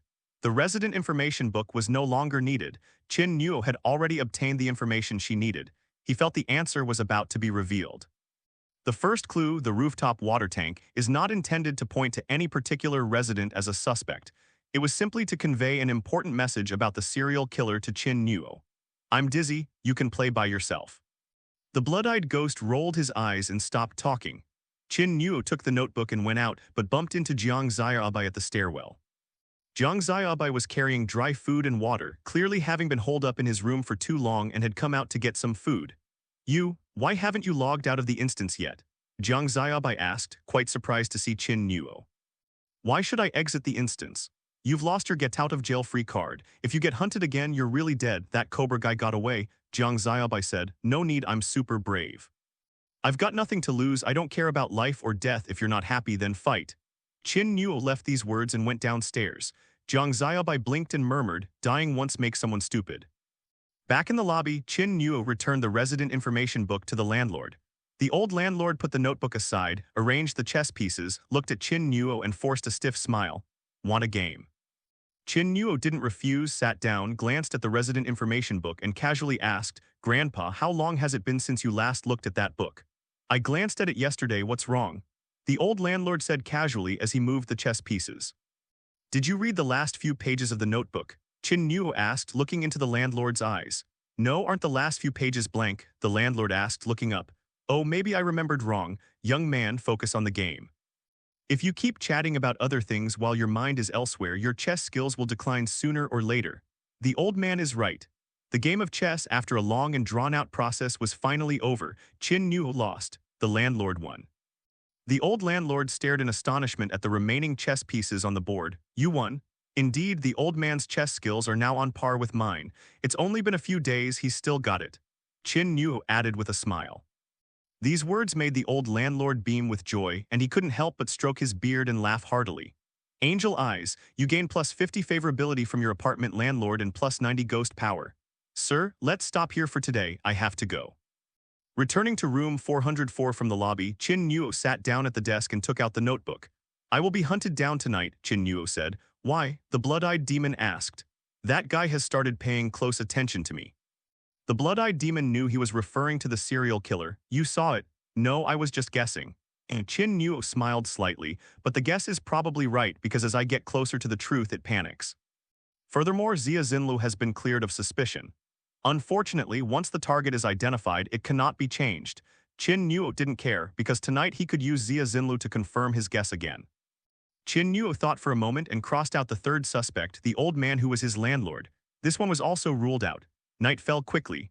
Qin Nuo lay on the bed with her eyes closed, seemingly fast asleep. The window was open, and the curtains swayed and rustled in the night breeze. A dark figure slowly appeared outside the window, staring at Qin Nuo on the bed. Immediately afterwards, he went through the window, slowly raised one hand and like a knife plunged it into Qin Nuo's chest.